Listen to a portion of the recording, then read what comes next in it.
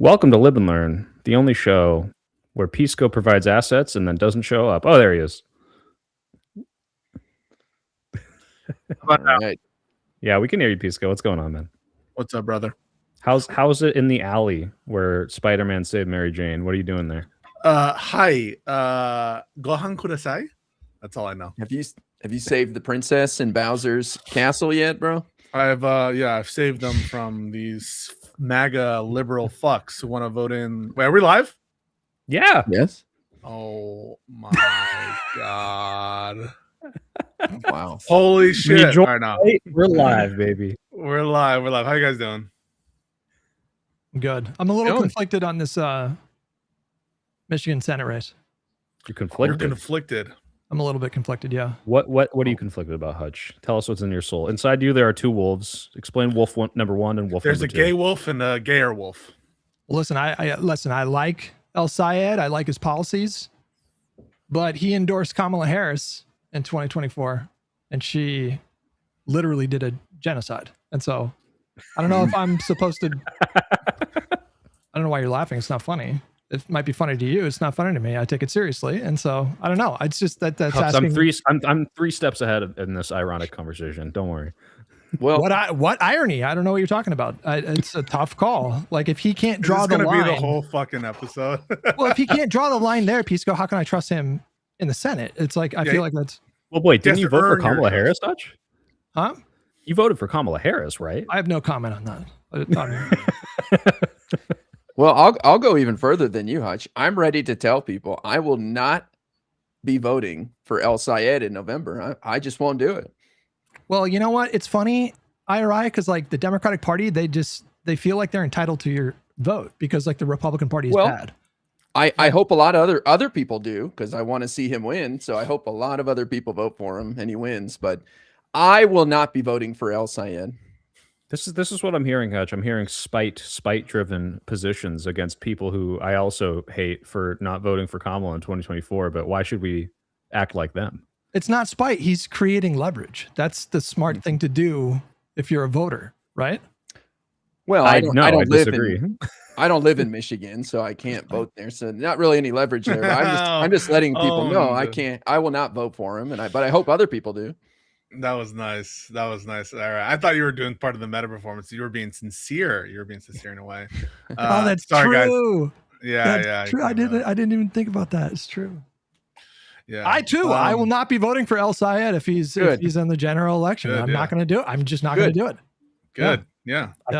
Are we trolling? This is a troll, right? I think we should do blue no matter who. Including people who supported genociders like Kamala Harris, like Genocide Joe. No, I mean obviously it's a troll, but we should troll. We should troll. I mean, I think it's morally correct to troll in this fight. Why? Well, I mean, very few often times in life do you get an opportunity to use someone's exact rhetoric and then have them be like furious with you. And there's no way I'm going to resist that. I mean, I'm just, yeah. I mean, I'm all for like calling these guys hypocrites and telling them like, hey, you don't even believe in vote blue no matter who. So shut up. You don't get to hold that over our head. Well, we're better than them. And we get to actually say, yeah, it's good when we do it in both cases that we should vote blue for the person who's going to beat the MAGA person, right? Well, but Hutch and I are saying it in jest, but there are people out there right now saying with their chest, if Stevens is the candidate, I will not be voting for her. Yeah, fuck those people, right? Like, yeah, these people are not serious people. But that saying fuck those people isn't going to accomplish anything, but maybe showing them how infuriating it is to hear that when it's coming from the other side might actually make them go, you know what? I don't like this. Kind of like little kids where you could scold little kids, but if you show them and have them experience that they don't like that, then they may be less inclined to do that. Yeah, sure. Go do it. But the problem is, I think that a lot of people are sincere. And I say this like also pretty annoyed, also really fucking having done this conversation now for, I don't know, 4 or 5 days and having some basis to say this. There are people who are saying that the lesser of two evils in the Wisconsin governor's race is Tom Tiffany, the MAGA Republican, Tom Tiffany, who said he would overthrow the 2020 election. He would vote not to certify Joe Biden as a victor. Tom Tiffany, who is one of the most insane Trump sycophants. And that is not a joke. And so the irony, I'm sure it might have some effect on a lefty or something who's inclined to hear that, but I'm not so sure that everyone is being ironic. Well, Pisco, I mean, those are just streamers, right? So how much could their opinion really change much? Like if they endorsed El Sayed. Oh, I'm sure it won't matter. Yeah, I'm sure. I'm being ironic again because they said the same thing about him. Oh, yeah. No, I mean, I don't think it'll matter, but who are you? So are you talking about Destiny and Moot and who else? Who else was saying I'm talking this? about Mooten, Wick, and everybody in my replies and Josiah's replies.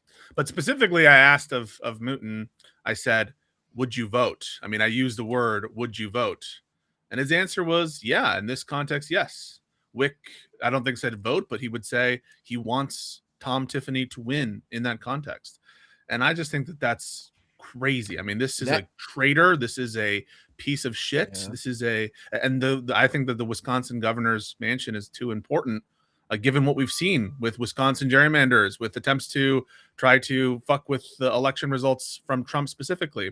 You want to say that we want to be competitive in like 10 more elections. We got to get to those elections first, folks.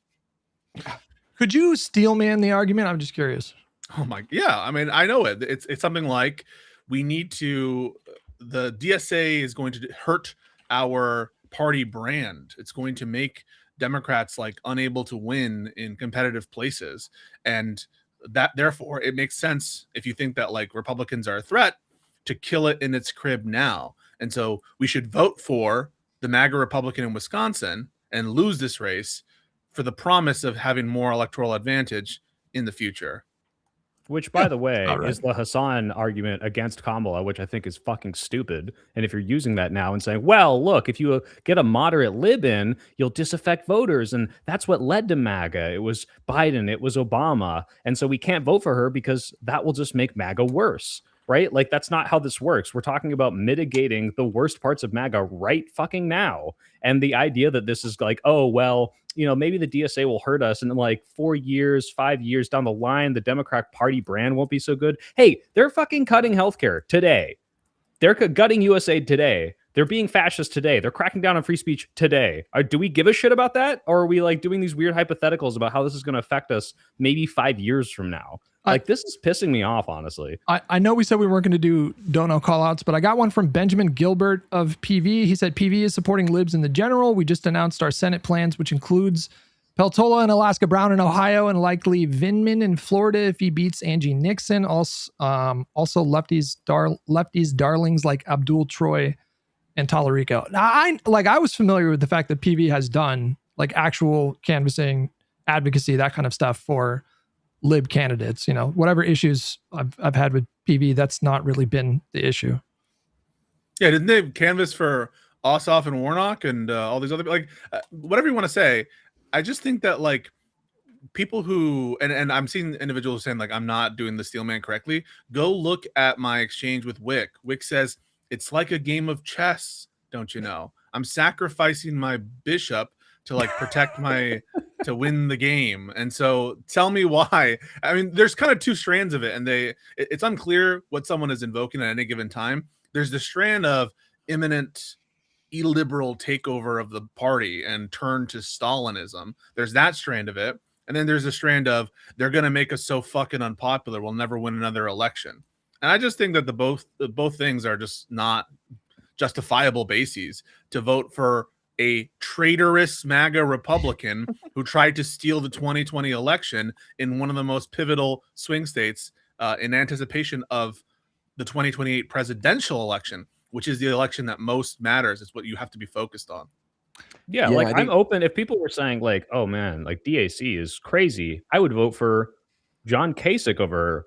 Okay, yeah, he's not a MAGA Republican. He's probably more moderate. He doesn't want to destroy liberal democracy with this org that's saying, destroy the Western civilization.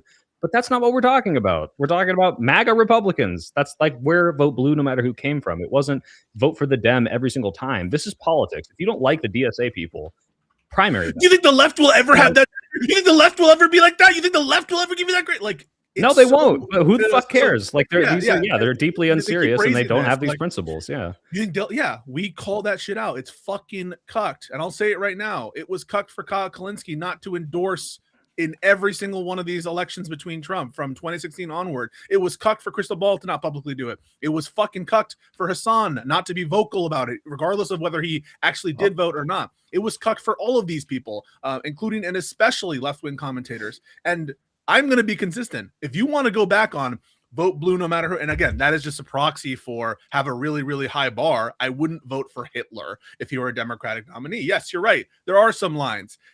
This person Hong does not cross the Hitler line for me, okay? And compared to a fascist, it makes me think, honestly, that some of the Republicans were right in one sense, that many of you weren't serious when you were calling Trump a fascist threat. That's what it makes me think. Do you think it's kind of like, so I've obviously, go ahead, Guy. Sound like you were about to jump in there. Oh, well, I just can say this is too serious of a position to give to a Republican Wisconsin governor. I mean, this is a swing state that plays a pivotal role in presidential elections. I think I'll take Hong any day over Tom Tiffany. I mean, that's a lot different than a congressional seat, one of 435 congressional seats. So I don't know why people are drawing the line there. Also, Hong has distanced herself from the national DSA platform, saying she doesn't support some of the crazier things. I mean, listen, I wish she would just lie more. I don't know. Did you see her Fox News appearance? Yes. It was bad. It was really, really, really bad. And very robotic. Yeah, she's not a charismatic person. I agree. It's not her charisma that's the problem. You know, I can tolerate charisma, rizless politicians. That's fine. But it was. I don't know. When I watched that, I legitimately asked myself, like, is this woman a plant? Like, is she actually here to like fuck the Democratic Party? Because I don't know how else to explain some of her answers, given that she's running for governor in a state that was ground zero for the 2020 riots, which have been used as a cudgel against the Democratic Party. I mean, still to this day, 6 years later. And so that did not inspire confidence in the general. I mean, I agree, Pisco, with what you're saying. I think on both ends, I think the analysis is wrong. The idea that there's an actual threat of an actual socialist takeover in the Democratic Party, I find just really laughable.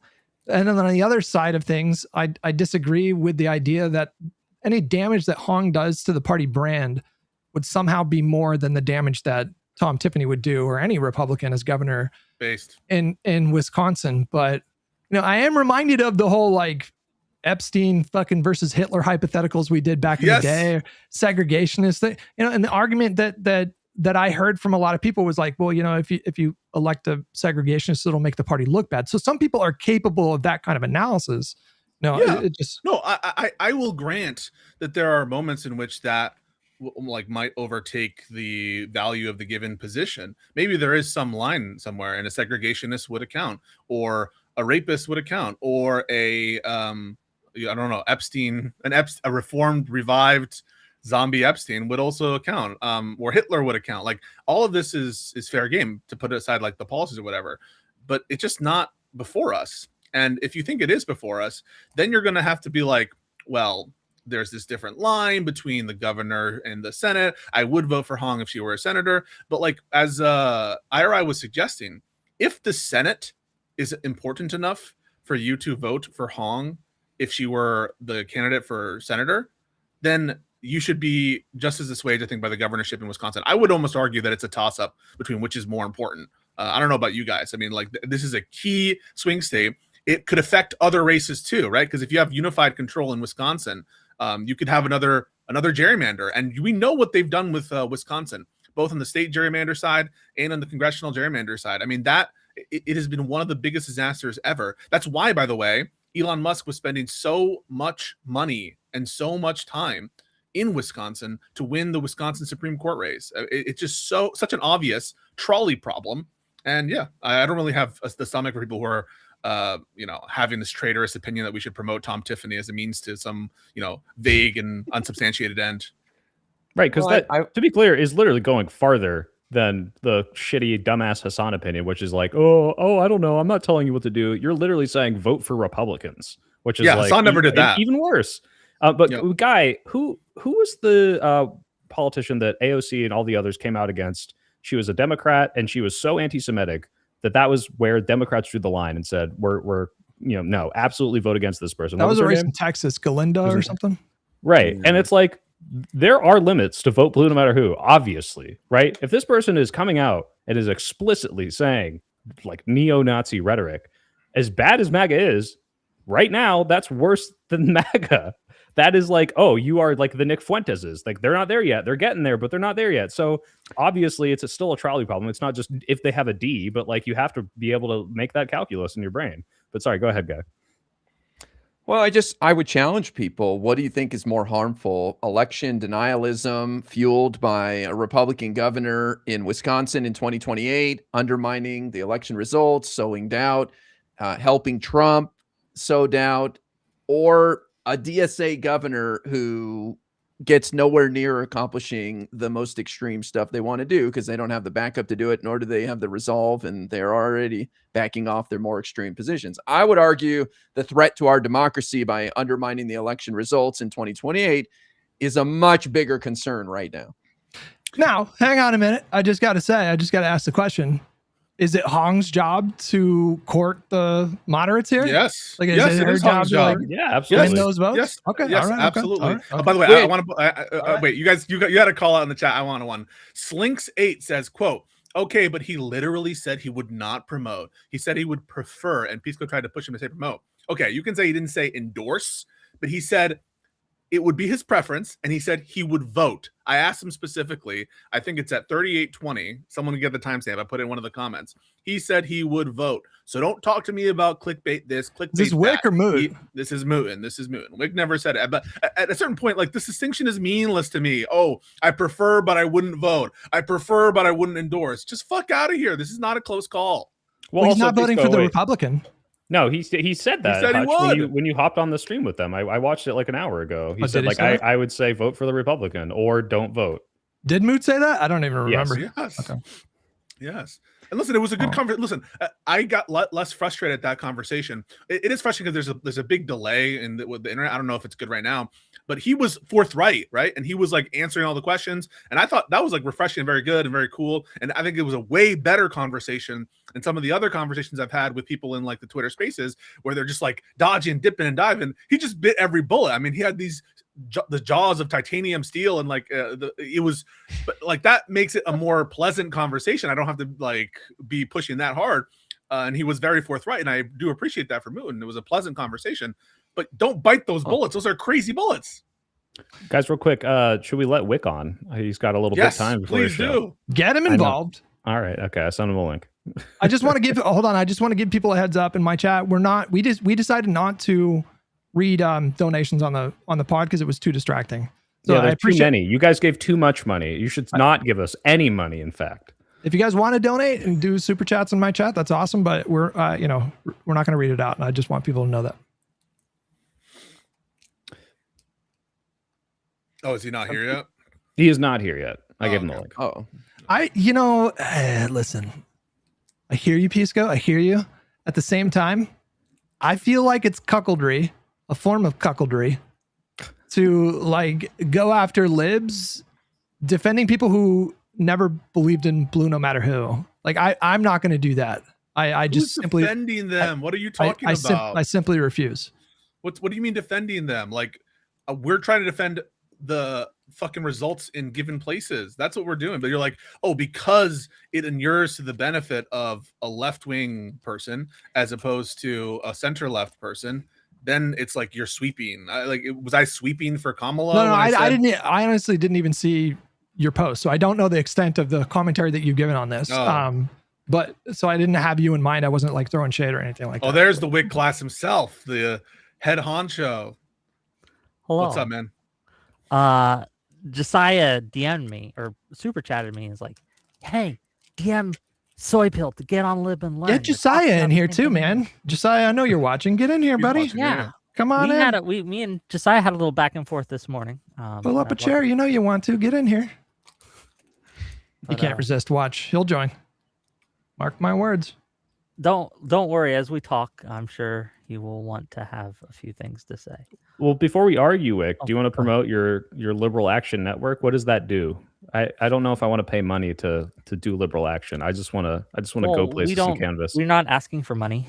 Okay. We're not asking for funds or anything like that. Right now, the Liberal Action Network, it's very new. It's something that has been cooking up for a while, but they just released it on my birthday, which was a few days ago. Happy birthday! Happy birthday! Well, thank you. And it basically is liberal streamer NATO, like we talked about. It is for real. It's for an attack on one is an attack on all. Article 5. It's a defensive alliance, right? Where Yes. people who have consistently been coming at our throats, right? We can communicate together, work together, because again, alone we get isolated, we get separated, we feel like it's hopeless, like there's no one around that shares our values.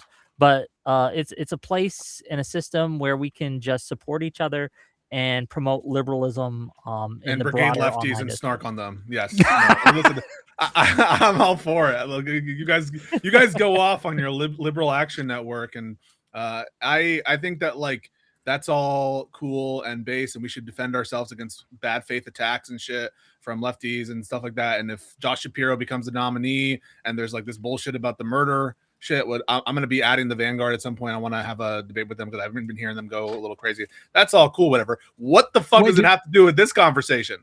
Oh no! Well, people asked me, and I told them. My bad. Sorry. Yeah, sorry. That's on me. That's on me. I haven't mentioned it. I don't listen to political talks either. To be clear, we're not talking about your fucking book right now. All right, also, we have ahead. to push the Pac-Man conversation. Heads up.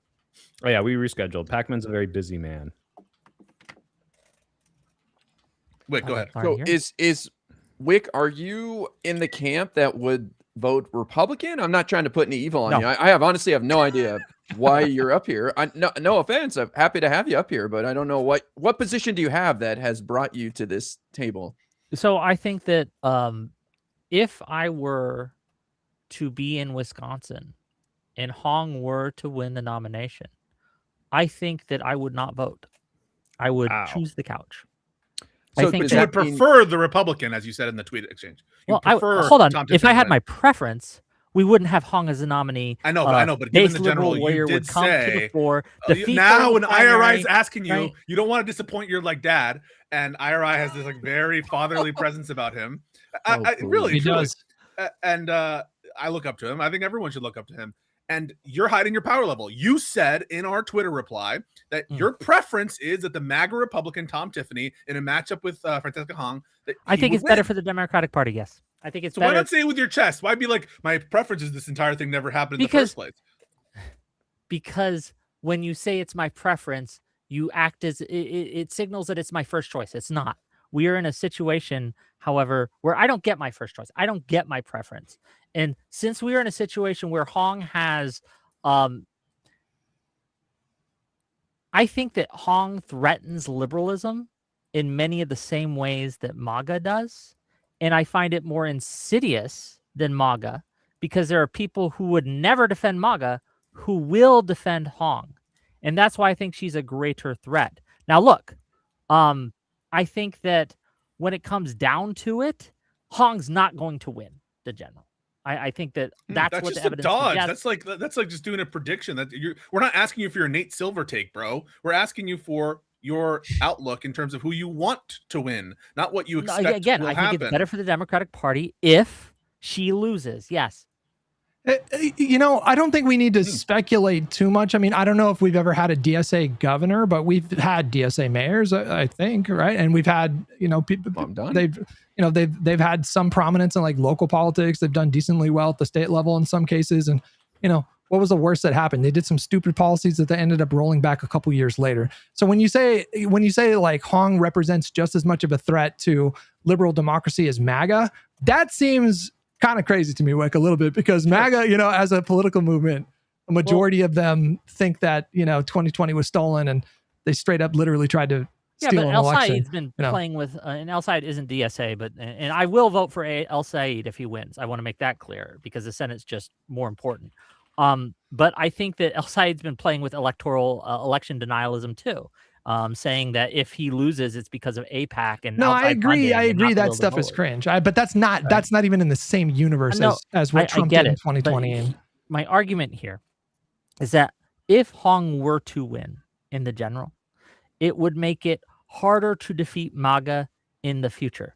And let me lay this out for you. Like, we know that Hong is underperforming, and most of the DSA candidates are underperforming the environment right now, right? So we're in like a D+8, D+7 environment. They are either underwater and probably not going to win, or they have taken winnable races and made them either a toss-up or likely red, likely Republican. If she wins, what's going to happen in the primary is people are going to want to go towards, or be more likely to go towards her style of politics and campaign with the same people that she's been campaigning with, right? That I do feel are an existential threat to the but I would grant you that, Wick, and I would still say that that's not that's a less bad outcome than having a Republican governor. And how is that different from the Hassan camp saying the exact same thing about Kamala? Like, hey, yeah, obviously trolley problems, she's not as bad, but if you elect her, then we're going to get more liberalism. We're going to get more do-nothing Democrats. Because they're not I going like to push the party liberalism, and line. I don't like illiberalism. And MAGA is That's going to different. take over because it's going to disaffect voters, and people will say, well, they're not delivering. Like, this is the exact same argument that I said is total bullshit from him, and that's how, like, part of the reason we get millions of people dead from U.S. aid cuts. That's how we get all our institutions covered. The difference is they're being shown a pizza and saying, oh, I can't eat pizza, it's poisonous, okay? And then I'm being shown a plate of cyanide and saying, I can't eat that, it's You're doing poisonous. the Nina Turner thing. We're making the same argument, but the facts of the matter are not the same. You're doing the Nina Turner shit I'm correct thing. and they are incorrect. But so that's the only argument is I'm right and they're wrong. Like, you don't have like polling to show this will happen down the line. I just pointed to what's happening with El Sayed and Hong, right? Hong has taken a winnable race and made it so we are going to have much harder time winning that. Can we acknowledge that reality? Well, the 100% yes. Yeah, the polls say that. Yes. Yeah. So if we don't want that to happen in the future, we don't want this constant taking winnable races if we just have generic Democrat or someone just fucking moderate and then making them much harder to win. But this is an argument. If I may finish. Yeah, but isn't that like this is why we shouldn't elect her in the primary? Like, I don't want to vote for her in the primary. Yes, this is a primary argument, not a general argument. No, it's a general argument too. If she wins the primary, if she wins the primary and then by some miracle she wins the general, what's going to happen is there's going to be more people. We knew we could get it in here. I knew it. I'm not saying anything, though. I'm not saying anything, though. I'm just going to sit here and show you that I'm conquering my fucking addiction, and I can be here, and I can be in the midst of this, and I'm not going to say a word. So not to leak any private DMs, but Josiah, he called me a couple nights ago, just crying. He's like, Niels, I can't stop. I can't stop. It's hours and hours. I'm stuck in these calls. I can't stop super chatting. I can't stop entering these arguments. And I want to quit. My wife, she says, Josiah, please come to dinner. Please, please. And he won't come. He's locked himself in the garage. He won't stop joining. And this is our intervention, Josiah. This is all of us in a circle around you saying, you actually baited me here to have me an intervention. Wick doesn't actually believe a goddamn thing he just said. It was all to provoke me to get here. True. No, you know what? You got get Moon in here. I will say I missed dinner before. Fuck is Mootin. It's very unfair right now. You guys are going to need more guys, okay? It's very unfair for you. We need four more. You're going to need more guys. Wick, I'm curious. What is your reaction to my argument I made a few minutes ago about the governor of Wisconsin will play a role in the certification of the 2020 election results and could undermine public trust in our democracy? Isn't that worse than any damage DSA could do to our party through Hong as governor? Yeah, specifically, a candidate had said, I want to subvert the election and certify Trump, knowing that he did not win, basically. That obviously is a risk, and it's something worth keeping in mind when everyone has to make this choice for their own. I don't mean to downplay that. Well, you're saying it's not as important. Yes, because I think the other threat is much more dire than that. Stealing the election is worse than someone not even committing to doing the craziest thing on their platform. I don't think it'll work. We don't think prison abolition will work. So you're the Ben Shapiro. The guardrails will hold, so we're good. We can just keep electing these people who are going to try to subvert the entire democratic process. We don't. This problem, MAGA is waning right now. Their influence is waning. They are being beaten on every front. In polls, in special elections, we see us flipping seats from red to blue consistently. So stop keeping the pressure up on him and vote for them. Even is that what the argument is? I can't finish the argument, right? You're triggering me. This is ridiculous. Oh, I'm sorry. I thought MAGA was a fucking existential fascist threat, and they're like, they're on their way out. The guy's talking about running for a third fucking term. Hold on. What is Trump's approval rating right now? It's really bad. He just crossed like 30. I think it's the fifth lowest ever, right? Yeah, but Wick, who cares? Who cares if he doesn't fucking win the election if he tries to fucking steal it? That is a problem and a threat. But that's a risk I'm gonna take. A little one that I'm willing to take to just make sure Hong doesn't win. Hong, look, so say they try, and correct me if I'm wrong here, but say they try another false slate of electors scheme, right? Where they get the swing states that go blue, inshallah, in 2028, right? They put out a false slate of electors, say it was stolen, and they send it to the Congress. And J.D. Vance is a spineless cuck and will just do whatever Trump says. You don't have to say because they've all said they would do this, by the way. J.D. Vance said, I would have certified for Trump. So, okay. Yes. And then when he does say, okay, we're going to accept these false slate of selectors, what happens? It goes to the House, doesn't it? Is that what happens? I don't think anybody knows. You're asking the procedural? No, I'm pretty sure that's what happens. It will go to, because I watched Dev's video on this. There are many different stages to it. So if you're trying to interfere through Congress, then yes, the House can vote as House delegation, as a state delegation. Yes, and then it's out of 50. But it's not just that. Hang on. So there's layers to this. The first was just to have Mike Pence declare Trump the victor. The second was to have the state actors actually send the official slates to be the Trump slate. So to obviate the need for congressional support and just have the governor send over slates of electors. And that's why he went after those state electors first. Remember that? That's why he had these people on the phone. Raffensperger, he brought in the Michigan guys. Like, this is why the state actors matter. Wait. Because there's multiple levels. Wick was about to say something here, and he's about to walk into a trap, but go ahead, Wick. Or walk into a trap. Yeah, go ahead. It's going to go to the House, correct? After that's one avenue. We can't know which slate of electors is true. We're going to have to go to the House and vote on it, right? That's as I understand. That's one. No, wait. No, Pisco, don't let him finish. Let him finish. Is that correct? Am I correct in this? You're kind of correct. Kind of correct. How am I wrong?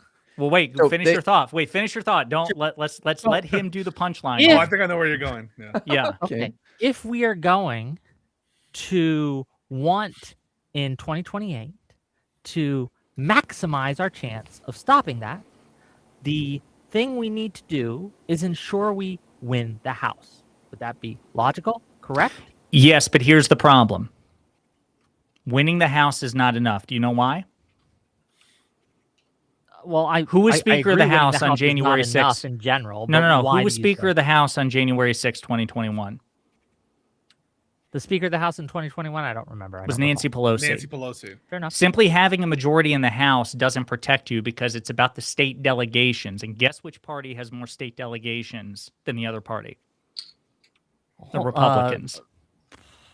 State delegations, that would be Republicans, correct? Correct. So if it were to go to the House and the House were the ultimate arbiter of who would win at the election, it would be Republicans, even with a Democratic majority. Hold on. How would that work, though? It's 50. So it's 50 states, and every member votes within their delegation, and the majority is the vote for the state. That's the fucked up system we have. So even if it wasn't, by the way, like, this is where I thought you were going, Josiah. Like, the governor is going to affect any kind of gerrymander that's going to occur. The governor could literally have an effect on the House of Representatives just based on, like, the thing about it. With Hold Newsom, on, no, not for 2028, sir, because who? Time. Again, who's currently governor in Wisconsin? Right now, it's Evers. Evers, right?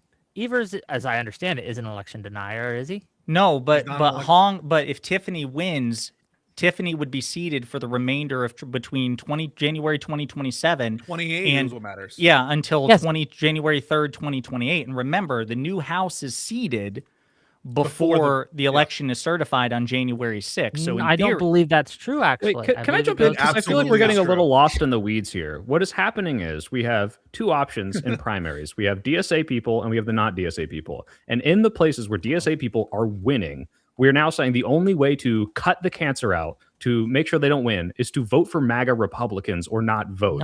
Not hey, what happened in this primary that made us get rat fucked so hard we didn't win and beat these people that apparently have this so unelectable platform that they shouldn't be winning, but they still are. The voters are picking these people. So liberals, if we want these people out who have crazier ideas, we need better fucking candidates. And the idea that the solution to cutting DSA out of the tent is let's elect MAGA is fucking insane to me, regardless of whether or not you think the guardrails are going to hold. Like, this whole conversation is like, we're so past the, hey, why don't we run better politicians? Why don't we actually make sure that we can address voters the way that they should feel being heard? Well, we're not.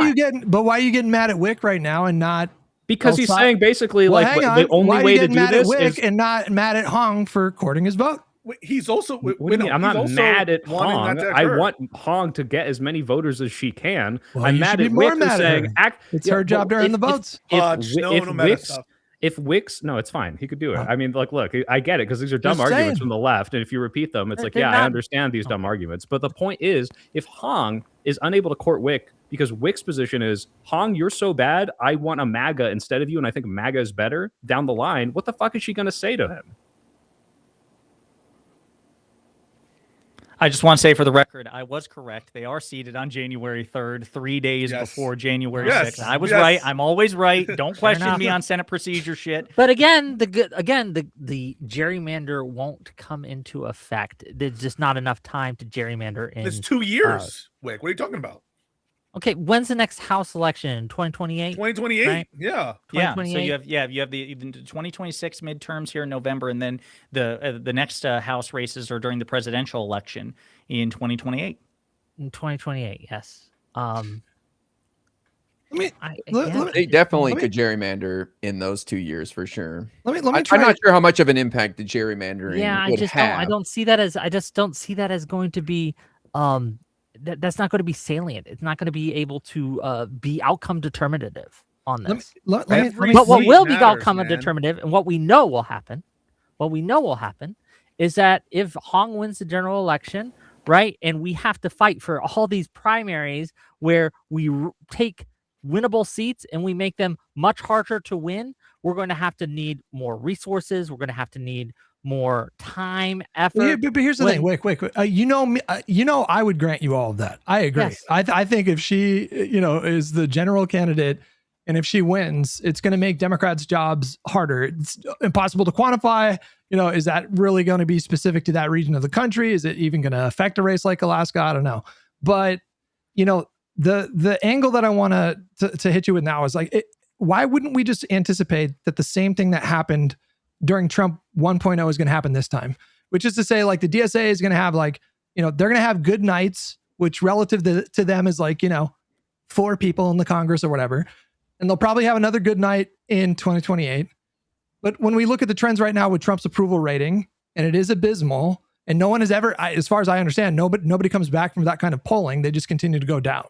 And so what I think is the most likely outcome here, Wick, is the same thing that happened last time, which is the next time we have a Dem trifecta, the DSA is going to burn out, and they're going to plateau, and then they're going to decline because they have no pitch when a Democrat's in office. Then then their shit is unpopular. Hence Bowman and Cory Bush losing their primaries. You would grant me that the DSA is currently on this cycle expanding its seats. It's expanding its reach. It's not a lot. Yeah, this is like saying they doubled from 2% to 4%. But it is getting worse, right? I just listen. Do you see them? Do you see them realistically? Is that not true? What I just said?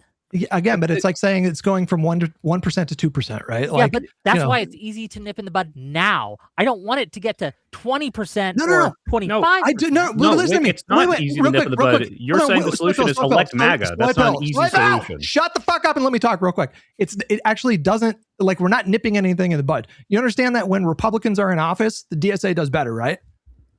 Well, that's why they try to get Republicans elected. Yeah. Demonstrably the case. They elect more DSA people. They're more successful when Republicans are in office at the state level and the federal level. So, if you acknowledge that, I don't understand how you could abide a Republican governor. One seat, one governorship.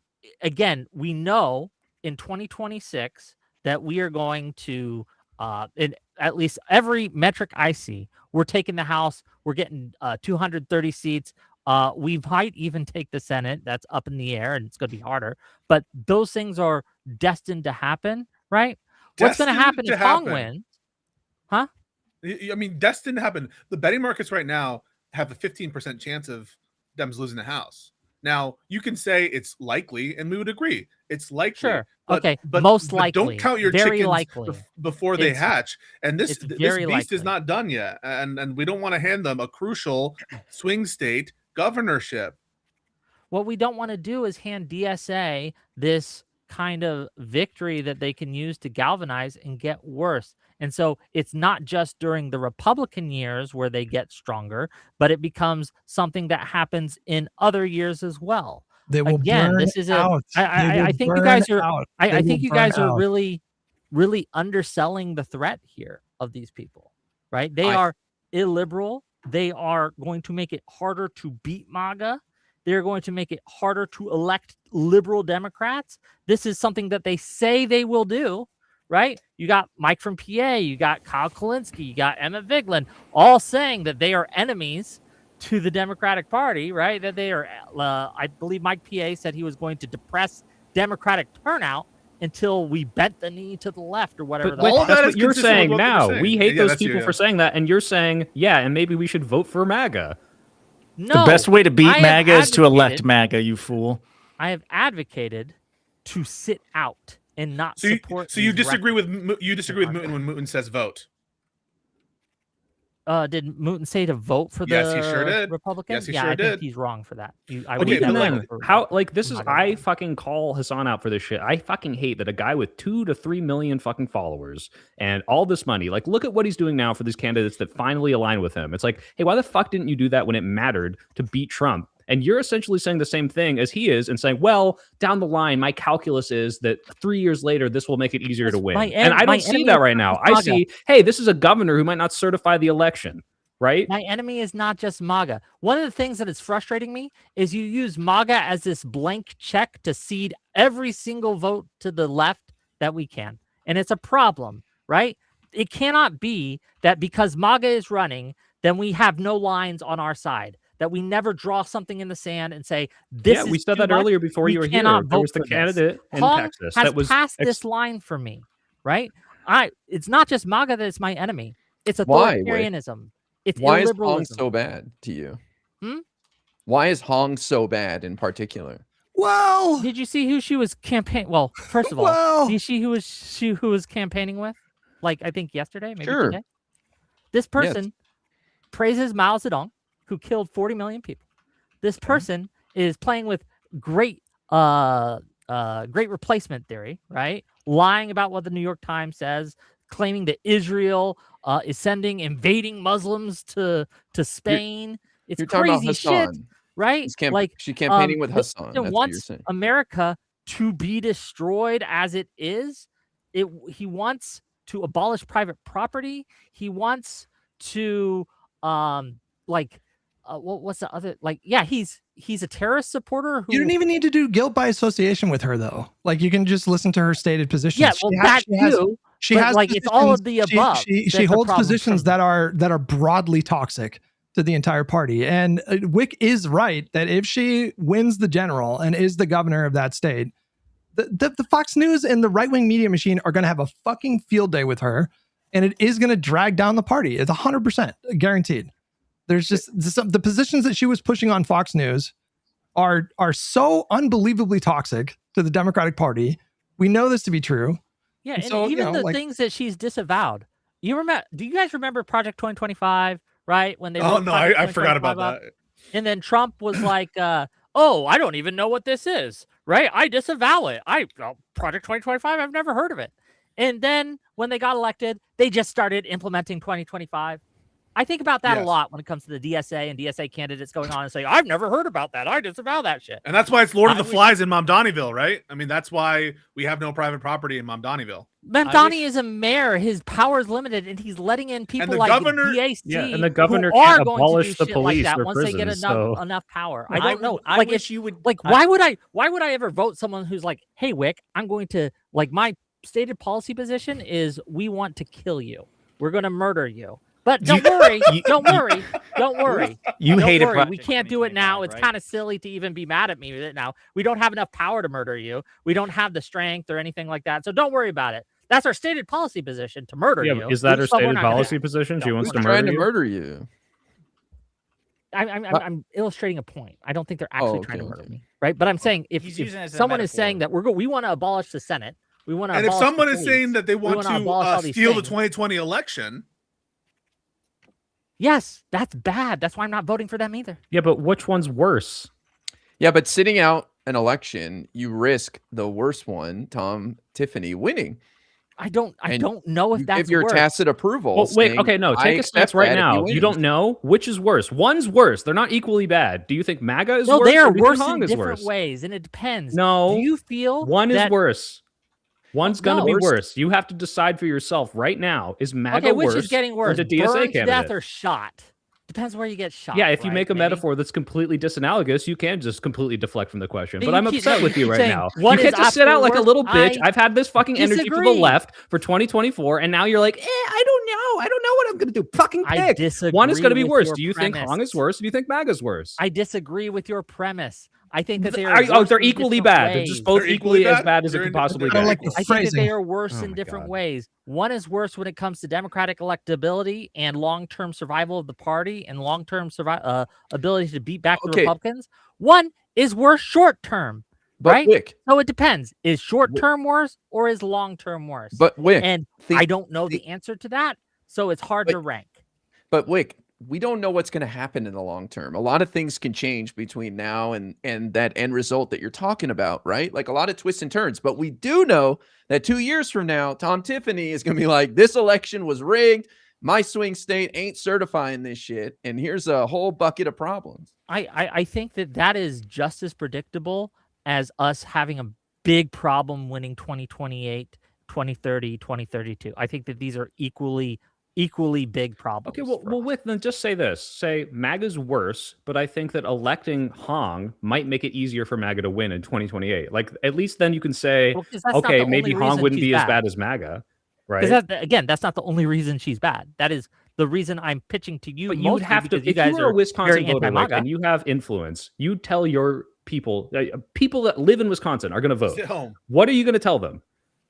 Just don't vote? Yes, I will tell them, hey, look, vote your conscience, but for me, I'm sitting out. That's what fucking Hassan did in 2024, and I will never stop giving him shit for that. This pisses me off. What the hell? Kamala, who was a strong but genocide. I can't tell people in good faith to do it. It was a genocide. Right? I can't tell you. Vote your conscience. I won't tell you what to do. Correct. That's the difference here. There's different facts. Oh, okay. I'm just right, and he's wrong. No, you're both retarded. Yes, I'm sorry. This is so stupid. Kamala is just better than Hong and the DSA in every No, but I think it might make the Democrats harder to win in 2028 because Kamala will be feckless, and then MAGA will win even harder in 2028. So look, it's just a calculus. I just have to vote for MAGA or sit out. I can't tell you to do that. Sorry. Okay, you're just wrong here, though. I'm fucking not actually holding this position. You are wrong. It's retarded. You are trying to compare them saying the sky is red and me saying no, it's actually blue, and you're like, I don't know. Both sides have a point here. No, you look out the fucking window and you see if the sky is red or sky is blue. Wait, can I ask, who do you hope wins? Even though you can't win, let's say you sit it out. Who would you hope wins? Man, I hope. I think again. I think it'd be better if Hong lost. I think it would be better if Hong lost. Hong lost. So you would prefer MAGA win? I don't know why you're being cagey about it. Say it with your fucking chest, Wick. Yeah, I keep saying it. At least be like look. I'm not going to parrot your lines. I'm going to say it how I want. Yeah, because you're scared. If it's better that wait, Wick. Peer pressure if it's better that Hong loses, if it's better that right? Hong loses, Wick, why don't you just endorse MAGA right now and say, well, I want Hong to lose, and the best way for that to happen is to win. I'm saying don't. Why not? You want Hong to lose, right? That's the better option. I think it would be better for Hong to lose. Okay, well, there's one way for that to happen, and that's for MAGA to win, right? Sit out. Don't. No. And let MAGA Hong win. will lose if MAGA wins. This is a one or the other. Clarifying though, Wick, are you hoping that taking this position now, 90 days before the November election, would get Hong to move and change her position, or is there nothing there? Yeah, look, there's no hey, redemption for if Hong repents and Hong says, you know what, I disavowed the DSA, Hassan Piker, you're a fucking psycho. That's leverage. Then, we call that boom, leverage. I switch my position immediately. Boom. Okay. We are back on the Hong train, baby. But you're going to hold out until the voting booth, right? And if she doesn't do it, you won't endorse. Gettable voter. I don't think she's going to do that. Okay, that's not your goal then in doing this. You're convinced she will not change, and you're not trying to pressure her to change in any way. My goal here, my advocacy is for people to have some lines and some standards. Because MAGA isn't and I really want to stress this. MAGA isn't the only threat to our liberal democracy. The DSA and the left is also a threat. The far left I'm talking about. I'm not talking about the soy pill or Pisco or any of the people here. I'm talking the far left. Which is worse right now, Wick? They are a fundamental threat. And I think you guys are just downplaying this all the time. Wick, which is worse right now? To get it through your head. Which is worse right now, Wick? Is it the group of people that control all three branches of government, or the people, as Hutch has pointed out, who have won 4 control seats? All three branches of government are more dangerous. Mm-hmm. But if the DSA controlled all three branches of government, they would be just as dangerous. Yeah, and if my grandma had wheels, she'd be a fucking bike, but they don't. Do you not understand? Why don't you say, hey, let's easier to ride her in the fucking primary. Let's get these people out because I don't like their policies. They're a danger to the Democrats. They're a danger to Western civilization. But once they win, because we've let's seen this. Fucking stop MAGA. Let's not let MAGA win and say, I really hope MAGA wins because that means Hong loses. We saw this is the exact you are legitimizing those fuck-ass lefties who come into my chat and say, scratch a liberal, a fascist bleeds. These people would vote for a Republican. And I'm like, shut the fuck up. You guys are fucking crazy. You're not on my side. And then you come out and say, I don't know. I kind of want MAGA to win this election. And I'm like, wow, you just proved all those retards right. That's how mad I am at you. You're making lefties think they're right. You can be mad, but I'm just correct here. Because again, the argument you're making is that we have to accept literally almost anything. In order to beat MAGA, it's a lesser of two evils. That's going to allow us. The lesser of two evils voting. I've always been this way. Party. Wait, is Keith asking to join Live and Learn? Keith Edwards is in my chat. Keith Edwards, awesome. Wait, let me ask. He's massive. Just quickly. If he wants on, you guys should bring him on. Yeah, my opinion. He's cool, dude. Is he asking? Is that what chat said or no? Keith might be trolling me here. Keith, come on. Message, or let Soy Pill or Hutch know if you want on. And I will fight all of you. Okay. No, we gotta be. There's a dog pile going on here. I feel like reflexively, I want to take the opposite position. But Wick, so just go ahead. Straight up, who's worse right now, DSA or MAGA? I think MAGA is worse because they control the government, but the DSA is worse because they're so insidious, and there's a difference. So the immediate threat then is MAGA. But it can, again, yes. But if we want to, because it's not just the immediate threat. Like MAGA is not going to go away, right? But here's the thing, we all understand that, correct? We won't have those fights in the future if we don't get through 2028. You know what I'm saying? Like there is nothing to worry about in the future about DSA. When we talk about over. 2028, defeating DSA now will make it easier to defeat MAGA in 2028. Okay, but what can be done? Hong is headed towards victory. Again, we could say let's sit out and hope she loses to MAGA. I guess that's the solution. So what if she wins? What's the strategy then? If she wins, then we have a much harder time. Do we need a really moderate candidate for Republican so that the moderate Republican can beat her in 2030, whatever? Like, this is so crazy. Wait, why don't you stop being a pussy and just say you want MAGA to win instead of like, I'll sit it out. You're doing the same exact shit. It's not being a pussy, I'm being honest. All right. I'm being straightforward. You prefer she loses, which means MAGA wins. So you prefer MAGA wins. Just hold on. You won't say it because I want to interrogate. I want to interrogate the claim that you said that we're understating the threat of DSA. I'm just curious. Yes. Do you think that, for example, like Do you think that the threat of DSA is literally that in 10 years time, 40% of the country are going to think that we shouldn't have any immigration enforcement? Are you afraid of their specific ideology and policy platform actually being broadly popular with the electorate? Well, no, but they don't need to be popular with the electorate because they're not popular with the electorate now to get into positions of influence and power within the party, to make the party have bad positions that cause us to never win an election again. Did that happen? Did that happen with Biden, for example? I mean, he didn't adopt any of the like crazy positions. He made concessions to the left, but he didn't make concessions to like DSA. He wasn't like super extreme, right? Sure, and Biden was a great president, and he made some concessions to the progressives. I mean, I agree with you that the threat of DSA is that they can rat fuck the party and help Republicans win future elections. But I just when I look at their past performances and just the trend lines that have occurred throughout this entire era of Trump, it's just so obvious that they will never be broadly popular enough to. So like their illiberalism to me is like, I think it's bad. Arguments about MAGA. No, when in 2012, 2011, 2013, when the Tea Party was starting getting ready and MAGA was just kind of like a baby in the crib, I heard those same arguments from many of my Republican friends. But DSA's policy platform is considerably less popular than MAGA's, like by orders of magnitude, right? For now, yes. Well, that's why I asked you. Do you think it's plausible that like in 10 years, 40% of the country are going to say like we shouldn't have borders or immigration enforcement? I think it's possible. Is it likely? I don't know how likely. I can't. I don't think that's going to happen. So I really. Wait! I'm triggered by chat. Everyone's saying I don't have this fucking energy for lefties. Doesn't know who the fuck I am and how I've been yelling at them for the past 2 years about how they threw away their fucking power and votes. Shut the fuck up, you stupid. To be clear, hey, assholes. I just want to make it clear too. Soy Pill's my buddy. Everyone Wicked's my boy. We like. Yeah, I do like each Wick a other. lot. We're I know you can take it. We're fighting. I wouldn't be yelling at Wick this okay. hard if I didn't love him. Okay. Exactly. Look, I don't call people. If I didn't respect you, I wouldn't be fighting you. I'd be like, okay, whatever, and just. Wait, Josiah had a question. I want to hear it. Yeah. So Wick, I'll take what Hutch said there at face value. I don't know what the relative polling popularity is between DSA's positions versus MAGA's or the Tea Parties, but Hutch, knows what he's talking about. So let's just take that at face value. So there's so many differences between the Democratic Party and the Republican Party, DSA and MAGA and the Tea Party. One thing that frustrates me when I see this in my mentions, all of my fucking mentions about, well, look what happened to Republicans, look what happened to Republicans. And when we go through all the many reasons that the differences, the major differences between the two parties, it seems like it just goes right over people. It just washes off.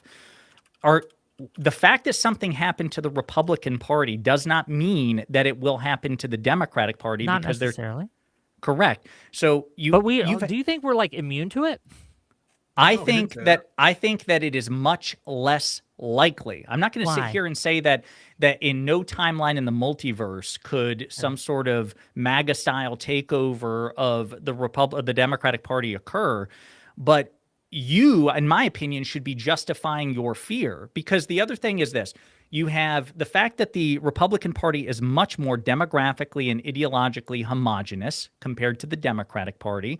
You have what Hutch said about the relative popularity of the positions that the fringe elements took before they eventually conquered the Republican Party. And you have the fact that constitutionally speaking, the Democratic Party is infinitely more likely to fight amongst themselves and to eject not only members, but leaders. We effectively kicked out the sitting president of the United States, the most powerful person in the world, because we thought he was an electoral liability. Yep. The Republican Party is just not capable of that. And then the other thing is this. Okay. We just don't see a history of it in the Democratic Party. And despite all of these differences, nobody has yet to account for that. Nobody who takes your position, not Destiny, not Mooten, not you, nobody has said, okay, here's why I still fear that this thing could occur within the Democratic Party. Go ahead. Lay it out. So this idea that we don't have a history of this is just not true. If you look at the party from 2012 and its evolution to today, we have much more left-leaning people of influence and power. Like, for example, last cycle, it would have been unheard of for anyone to be campaigning with Hassan Piker. That just would not have happened. Oh my God. I mean, he wasn't involved in that kind of shit. He himself didn't involve himself in that. That's the metric?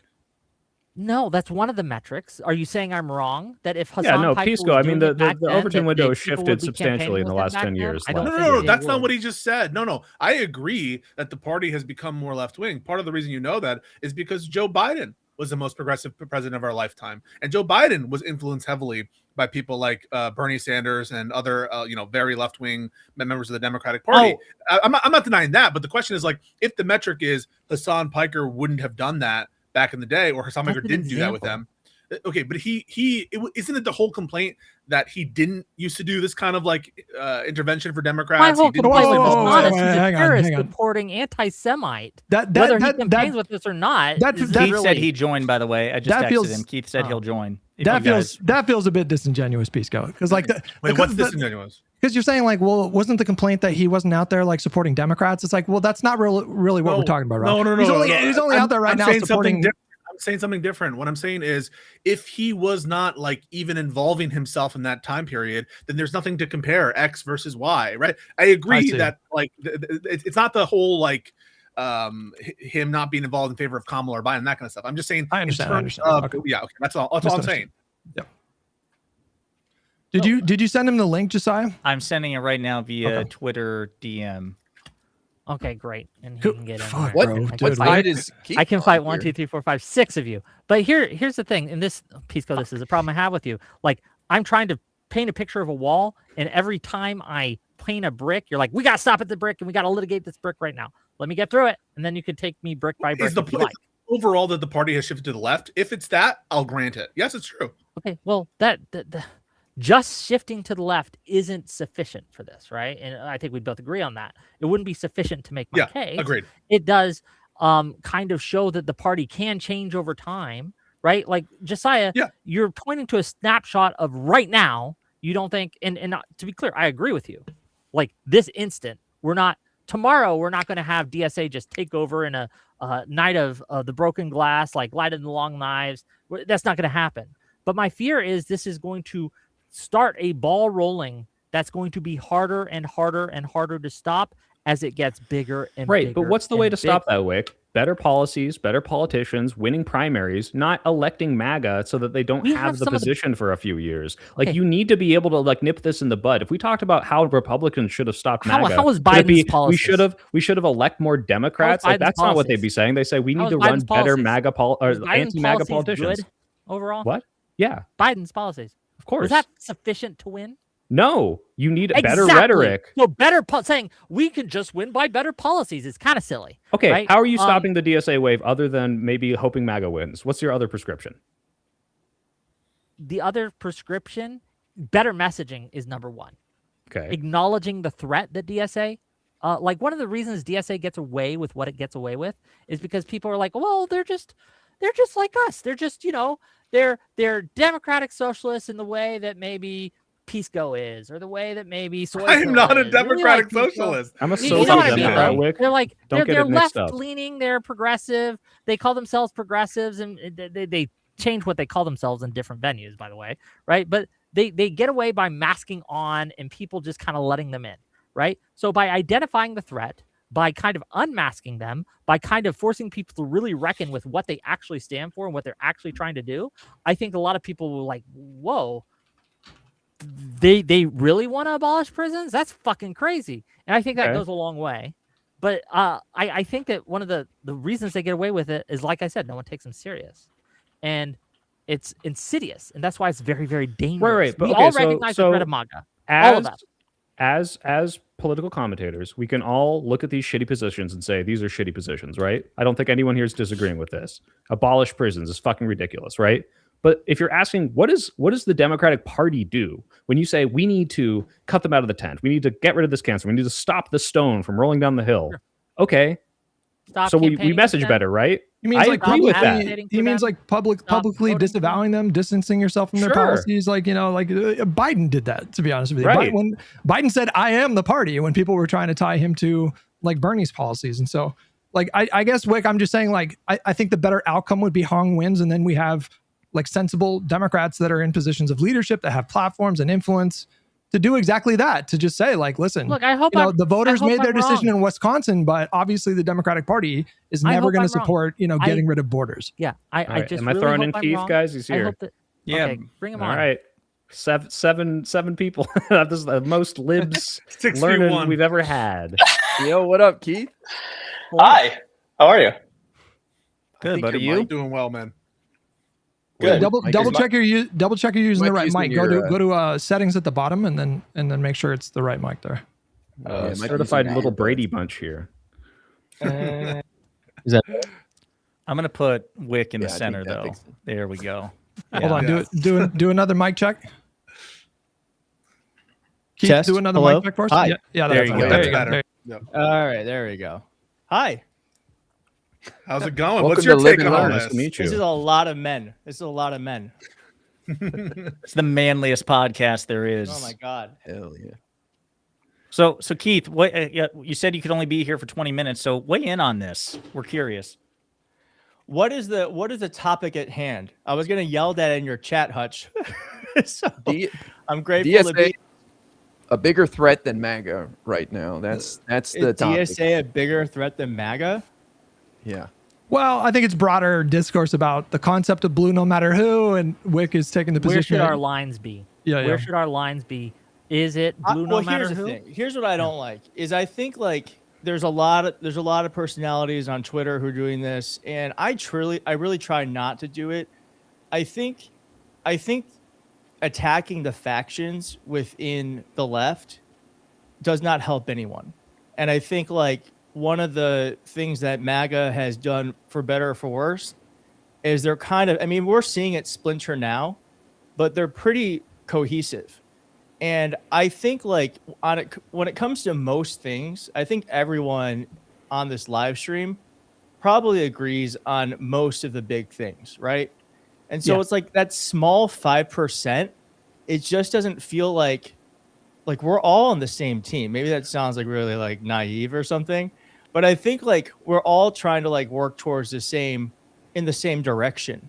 Well, And let me push back. I don't think the DSA has the same end goals as liberals and progressives. They want to go far further than that. They want to end capitalism. I think they right? have an extreme endpoint, but I do think the DSA does want to get to the same.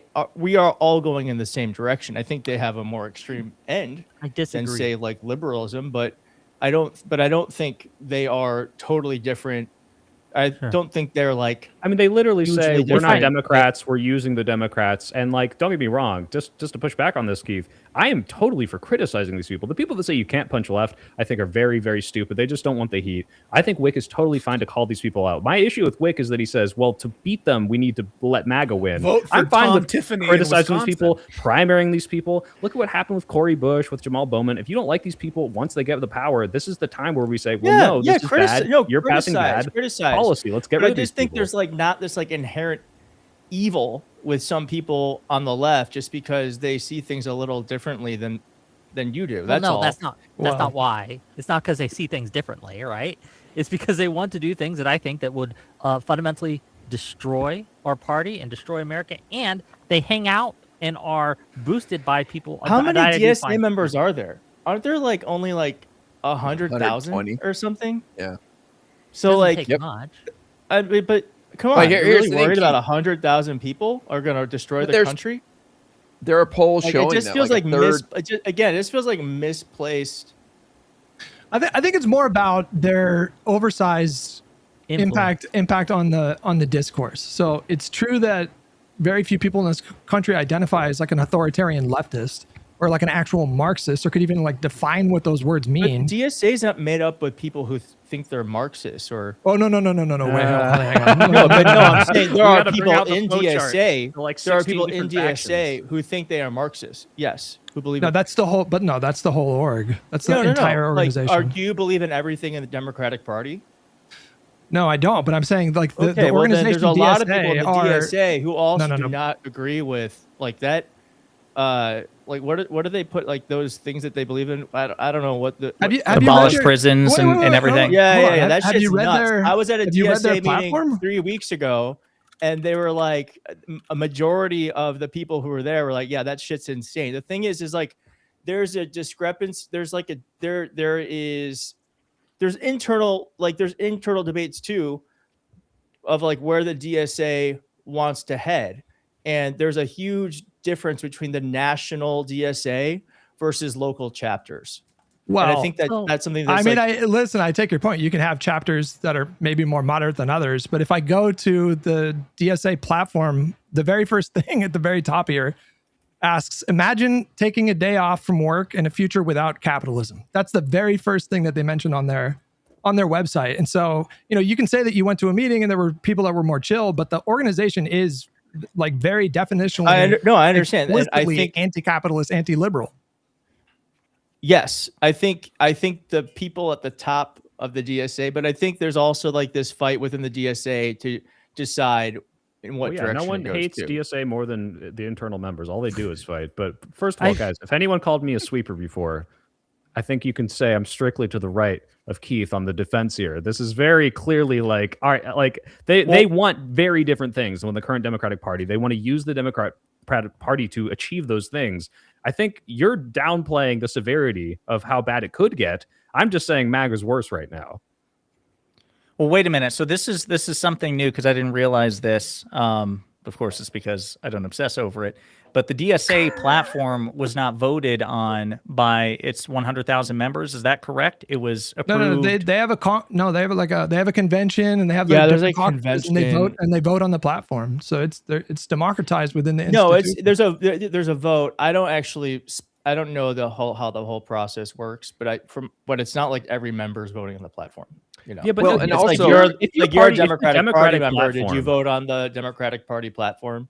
No, but if it was so disanalogous to what you believed, would you call yourself a Democrat, or would you say, hey, I'm an independent and I don't really agree with most of this, but I'm going to vote as a Democrat, right? Like you wouldn't be a paying member of an organization that was that antithetical to what you truly believed, right? I also think you would. It's a bit of a cop-out to say, sorry, Keith, I'll just be real quick. It's a bit of a cop-out to say, I'm not attacking you on this, Keith, but some of these DSA people they're like, I'm not associated with the national, I'm with the local. Well, Hong did that from Wisconsin. I looked up her Madison branch, and sure enough, there's a working group to abolish prisons in there when she said she doesn't support that. So I feel like the local groups are pretty much in line with the national too. That's just hasn't been my experience, but yeah, I guess you could paint with a broad brush and. Well, I think there would be like unfairly mischaracterizing a group, and then there's taking their national platform. I think like the Democratic Party national platform similarly defines the party when those things are relevant every 4 years. And I just don't understand this idea that we wouldn't give grace to MAGA. Like if someone was like, well, I don't vote with Trump on everything, and there's some things I disagree with MAGA brand, but 80% of the time, 75% of the time, they identify as MAGA, we wouldn't grant them this grace. Why are we doing it for these guys? Is it MAGA or MAGA? I don't fucking know. I would like to know. I think it's MAGA. Don't give them the soft A. They don't deserve it. The hard A. Good one. I think with peace and love in my heart, I feel like, Keith, you're sane washing a little bit. There's this concept in those circles of entryism where these groups will deliberately infiltrate, parties like the Democratic Party. And then they run on populist, broadly like popular economic policies like, rent control or, lower taxes for middle income and low income people and subsidized healthcare. But the whole point is to sort of like hollow out the institution and rebuild it in their image, or do what they call like a dirty break where they get enough support. Are you a DSA member, Keith? I'm a DSA member. Yeah. Oh. Okay. Oh. Keith, do you support those things we've talked about, like abolishing prison? No, I don't. So why did you join DSA then? Because what made you join? It's not. Well, first off, I think if you've ever been a part of a political group, they're more aligned with what I believe and the actions that they take than like the local Democratic club that I used to be a member of. Yeah, what do they stand for that you think makes you want to align with them more than a Democrat? Well, I like that they're actually action oriented and they're trying to do things locally within like New York or Florida. And they actually seem to be doing things that are changing politics for the better. In my opinion, we have Zoran Mamdani who, if not for the DSA, AOC, if not for the DSA, wouldn't be political figures. And it just was really funny to me that the establishment is so upset about the DSA when they're actually just helping create better politicians that actually are helping the Democratic brand. Well, how do you square that with like JB Pritzker, for example, who's been really aggressive on super progressive policy, or how do you square that with Abigail Spanberger, who signed nearly 1,000 bills into law in her first 90 days? I mean, you say like DSA are the ones that are action oriented, but I just never hear a peep about politicians like Shapiro, who has like God tier net approval. No. I'm saying like Amazon is fighting a bill that's going through the city council in New York that would make it so that delivery drivers who do the last mile here in New York City have to actually be Amazon employees. Right now, they're contractors. And so they've been taking a lot of actions around that to help push that through the process of the city council. That's what I mean. Sure, but that's not exclusive I don't to feel DSA. I don't feel like that's a DSA. That's not a DSA thing. exclusive. That is the DSA. Like No, the Democrats fight DSA for is stuff like that. they find specific things like that help workers, like bills like that, and they try to make sure that they are putting pressure on the politicians to get it passed, and also making people aware that Amazon and other companies are trying to Democrats fight it. do this? Well, Keith, to bridge the gap here, I think I don't think. But that's the thing. It's like it's an act. You don't think Democrats have stood up for the working class again and again and again with bill after bill after bill? No, I'm saying that Democrats aren't organized like that on the local level. That's what I mean. So you're saying the local Democratic chapters don't have that? No, energy I've been in local Democratic chapters. They literally exist to help the members of Congress and the local electeds stay in power. That's the whole point. And trust me, there's no activism at the Democratic clubs, at least the ones in New York City. Doesn't you're that saying seem the a little local bit, game, doesn't that in seem your a little bit opinion? broad? Well, I mean, like, just to clarify here. So what you're saying is, so if I understand you correctly, because they're hitting you with like statewide and national figures. And to be clear, Keith, and I'm sure you would agree, there is an overstatement on the part of the left that Democrats never get anything done. You know that's bullshit. Like, you know, again, Spanberger is a good example. Joe Biden got a lot done. Like, there is a lot of movement at the national and state level from quote-unquote establishment Democratic figures. But you're saying at the local level, in your experience, the DSA there was more game in town for the local chapter of the DSA, and that's why, because you're in New York, if I remember correctly. Yeah. So you know, you signed up with the New York DSA because for local issues you preferred them as opposed to the Democratic Party. Yes. And as I'm saying, I mean, I know you all want to be like DSA is a little. I'm not a Marxist. You know, I consider myself to be like a social democrat. You know, and there's a lot of people like me, but I say the main people who go to these meetings are just more progressive Democrats. And so it's like I don't know, like, but I understand the party platform and that lady that went on Fox News, insane. But also like, why can't I be a member of something and trying to do what I can to put my beliefs onto the party, onto the group too? So it's like. I think like this idea the of like argument is that the majority of DSA is Marxist-Leninist, and their end goals are not the same as yours if you truly aren't a Marxist-Leninist. No, they're not. Wait, is the argument that the Democratic Socialists are Marxist-Leninists? Well, I don't know about ML specifically, but like definitely like Marxists. Marxists, yeah. The DSA are Marxist explicitly. Guys, should we get a woman's voice in here? Marxist-Leninist. Leftist Keith already said about how all the testosterone on here. Do it. All right, let's do another panel. We could fit 9 doesn't have too people much here. time anyway. I do have to. I do have something. I do have to get to, but. Hi, Anne. I do want to thank Are you a for card-carrying coming on, DSA member? What do you have kind to of say proving about me this? right in real time. No, can you guys hear me? Well, I've never done it this way before. Okay, that's good. Wick, I thought you missed me. What happened? You're all of a sudden you have to go now. Well, because I had the Liberal Action Network thing I have to do. And okay. I told them I'd push it back a little bit because I wanted to fight the good fight here. But this is more important. No, I'll give you 10 minutes and then I have to go. There's good liberal work to be done, Wick. Come on. Yes, that's why I'm here. I'll give you 10 minutes and then I do have to fulfill my responsibilities. So true.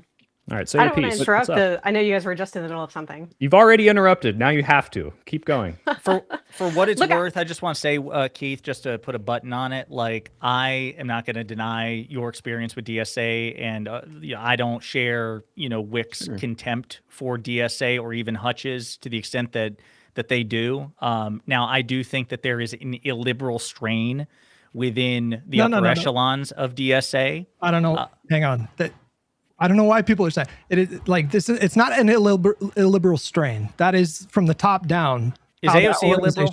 Is AOC a liberal in your estimation? She's not the top down. She's a DSA endorsed candidate. Didn't they disavow her? So wait a minute. So wait a minute. Why are you fighting me on this? Why are you fighting me on this? Because you want to paint the entire DSA as illiberal, and I reject that category. I just categorically reject that.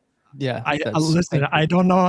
Have you read their platform? I've read their platform, but this is where I think Keith has a fair point, which is this idea that literally every single candidate or every single member of the DSA must co-sign the illiberal extreme of the national platform. No. But the national platform, reject it. That is the party identity, though.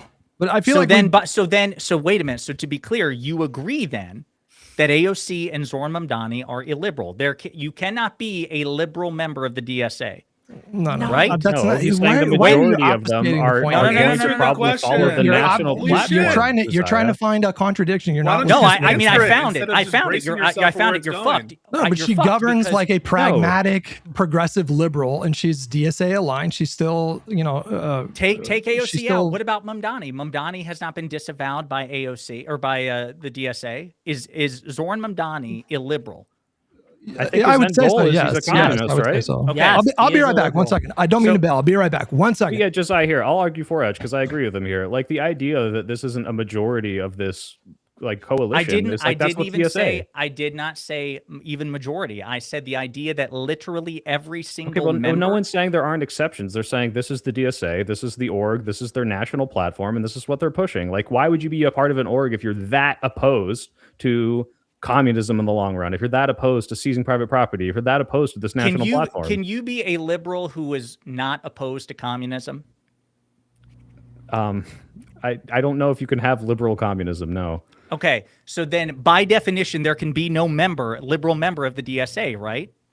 You're boxed in, Soy. No, wait a minute. People in the DSA who do not support communism. No, literally, it sounds like Keith is one of these people who is just like, no, even though a majority of the people kind of want this illiberal communist how can seizing Keith of private property be liberal? How can Keith because in the short term, this is not big enough for him to like. It's like, look, they're pushing more progressive, they're fighting harder, they're organizing, and maybe that's their end goal, but it's so far in the future that it doesn't matter to me, right? You can be a liberal member of the DSA. I didn't say you couldn't. I'm just saying that clearly the majority. No, I'm saying you probably can't be a liberal communist. Can you be a liberal MAGA? You said that DSA. No, Josiah, can you be a liberal DSA MAGA supports communism, Maybe right? The national platform. Yeah. Right, Soy Pill? Yeah. How can you be part of an organization that has such an illiberal? Yeah. What's the point? So you're asking what the efficacy is, not that obviously it's not possible. People are part of it that are I don't think well, then we're good. Okay, yeah, we didn't disagree. I'm just, but the fear was not, can you be an exception in this? The fear is, hey, these people do not have the same goals, the same end goals as you. Some people in it do, some people don't. Most probably don't if they are Marxist-Leninists or Marxists. I'm assuming. Keith, then we agree that Keith is a liberal member of DSA, and it's possible to be liberal members of the DSA. I don't know if he's telling the truth. Yeah, sure. Okay. I just don't know why you're fighting so much on this one particular thing, Josiah. Like, instead of just acknowledging that this is an organization Josiah? It is fundamentally Marxist. It is so Hutch, I'm going to ask you. Don't get so defensive. Wait, hang on. Just listen to me. Can you be a liberal member What do you think DSA? DSA's goals are? What do you think DSA's goals are? I think that their goals are to abolish prisons, as they say. No. I'm not. Listen, I'm not talking about specific policies per se, but I'm saying like the broad vision. What do you think they're trying to accomplish? Politically, to locally or nationally? I mean, both.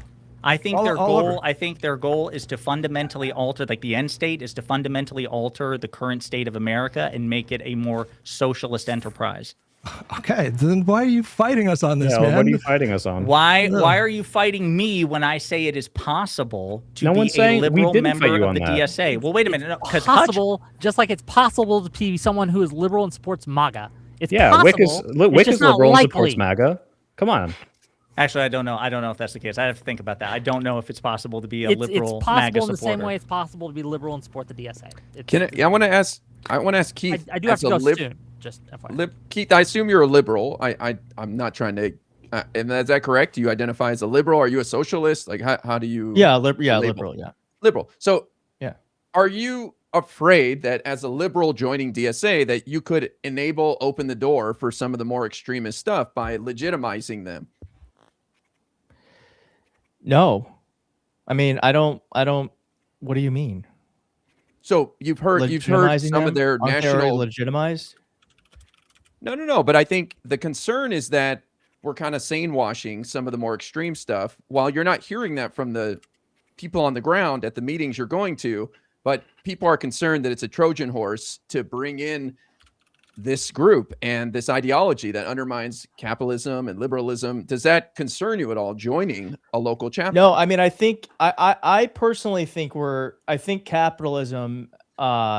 I think capitalism deserves to be undermined. I don't think it is serving us as best it could right now. We used to regulate shit. We used to regulate things. I like to get into regulation again. So yes, I think that what is Wick guy is very dramatic. Keith, are you masking on right now? Like, can you just tell us what your real position is? I gotta all of it right now. Did Hassan Piker shock his dog? What? Did Hassan Piker shock his dog? He says he didn't. No. He says he didn't. What are we doing here? Anyway, that's all I needed. I don't know guys, if I gotta Keith go. traffic I in love that. you all. Keith, I don't. Do you like follow like Hassan? I have no drama? idea what that. Wick, ask him a different question because Sure. that's Do you a bit more think niche. Hassan Piker The answer is is yes. Do you think Hassan Piker is a threat to the Democratic Party? No. Okay. Yep. That's all I needed. Okay. I'll see you guys later. I love you.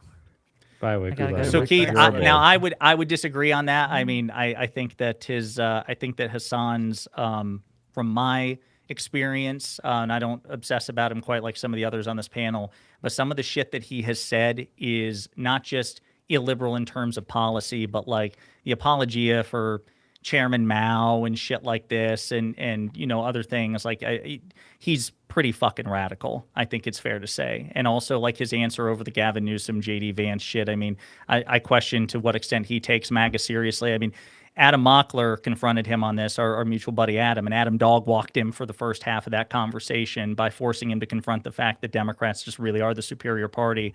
So I would.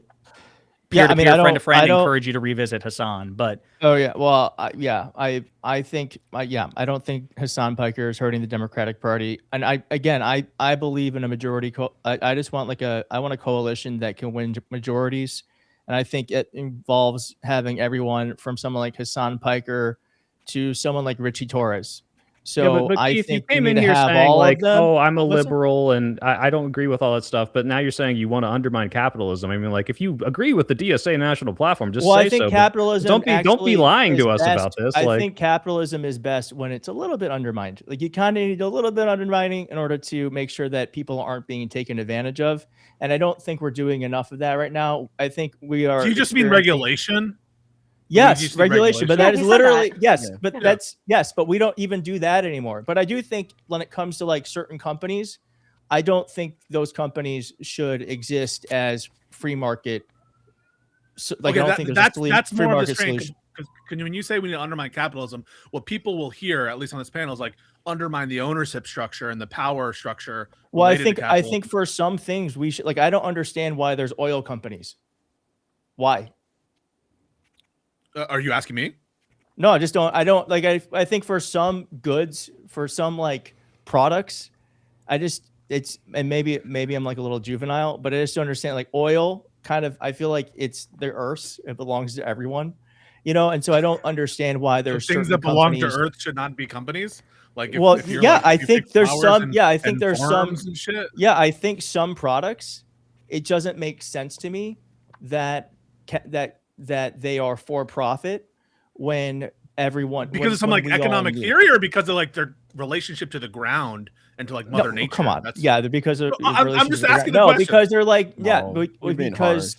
Yeah, but like I do feel like if they could, we would somehow be charged for air. Like that's how he's saying it's a public good. Like it's all of ours. But Keith, I would argue it takes money and time to get to. Yeah, that's why governments should. But again, that's where I probably am a little bit more on the left than some of you. So wait, I'm curious though. It seems like Keith is doing the thing that like we're trying to disprove exists. He's being the like reasonable DSA member right now. So I've been probably much more sick of this than you have been, Keith, of like seeing for the last 5 or 6 weeks, just every single lib panel ever is all about the DSA, all about the scary like commies and tankies taking over. Like it's I'm so sorry. We're just reliving McCarthyism, and it's so annoying. Just frankly, I think one of the problems is like people on the left, the politicians will moderate when they get elected. You saw this with AOC. You see this with people like Bernie, Mamdani. Yeah, exactly. Look, I think you can list off all of these names of people, they espouse to these sorts of crazy things. Like Mamdani, just saw him talking about how, well, we really can't arrest, Benjamin Netanyahu when he comes to New York, regardless of what I think that he should have done in that case or what Keith thinks that he should have done. I think generally speaking, those people tend to moderate regardless of whether or not their base wants them to be more extreme. And then I think what's indicative of like the DSA being less radical than kind of I'm hearing right now is people like Keith and people like myself, who's not in the DSA because I have like strong ideological differences with them, which I do have a lot of strong ideological differences, but it's more of like practical, like personal reasons that I'm not in the DSA. So I think this is like proving the point. Are you a member of DSA or not? I didn't. No, I just said I wasn't. Okay. Yeah. So I don't know. Is my mic okay? I just want to make sure that's. No, you sound great. Good. You're good. Okay, cool. And I would co-sign this too. Unfortunately, I'm an addict, but yes, it drives me up the fucking wall that this is as much of the discourse, because one thing, I mean, we may disagree on certain particulars, but one thing that I know Keith and I are aligned on, I'm not familiar with you, Anne, but it sounds like you're the same way, which is that you got to keep the focus on Trump and MAGA and fascism. And so to that end, anti-fascism, I think, makes strange bedfellows. So, I'm not crazy about Hassan Piker, but again, I don't make most or hardly any of my advocacy against attacking Hassan Piker, because right now he's mobilizing his audience and his resources to defeat MAGA by, supporting people in Democratic primaries, and some of them go on to win their primaries, and then they'll be up against Republicans. Now, other people have different priorities, and they think that Hassan's candidates are so illiberal or so radical or such a drag on the party that they want to hash that out in the primary. That's just not my calculus. And so I also, in my evaluation of DSA, I know Hutch wants me to put more stock in the national platform. Fair enough.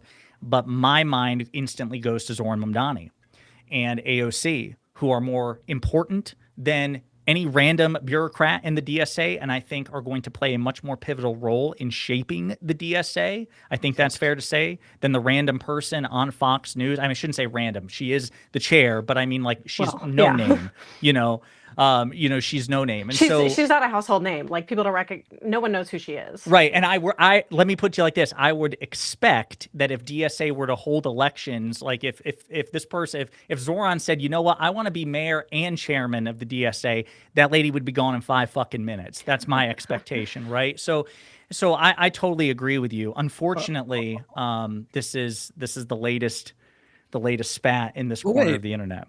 I don't understand, because I feel like, for the most part, when I see the more public, visible DSA people that are out there doing advocacy, they present themselves with hostile framing. Their whole pitch is, we want to completely like destroy the Democratic Party and replace it. And they take an inherently adversarial position. And so but Hutch, I don't understand. The Democratic Party isn't hold worth on. saving. I'm almost finished.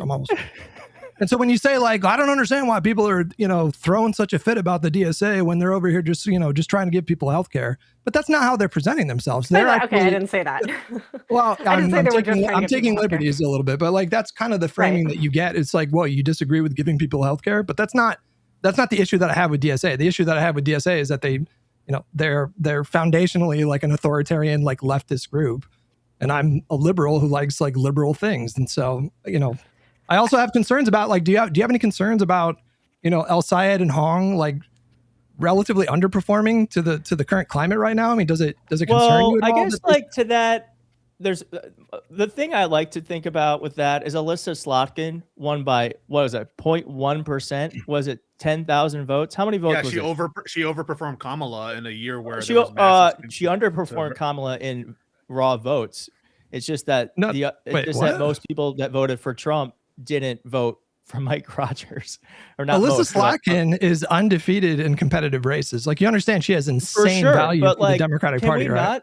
Can we not aspire for more than 0.1%? Like, that's what I mean. And so it's like, sure, if that's the goal, yeah, okay. But DSA are not running someone different.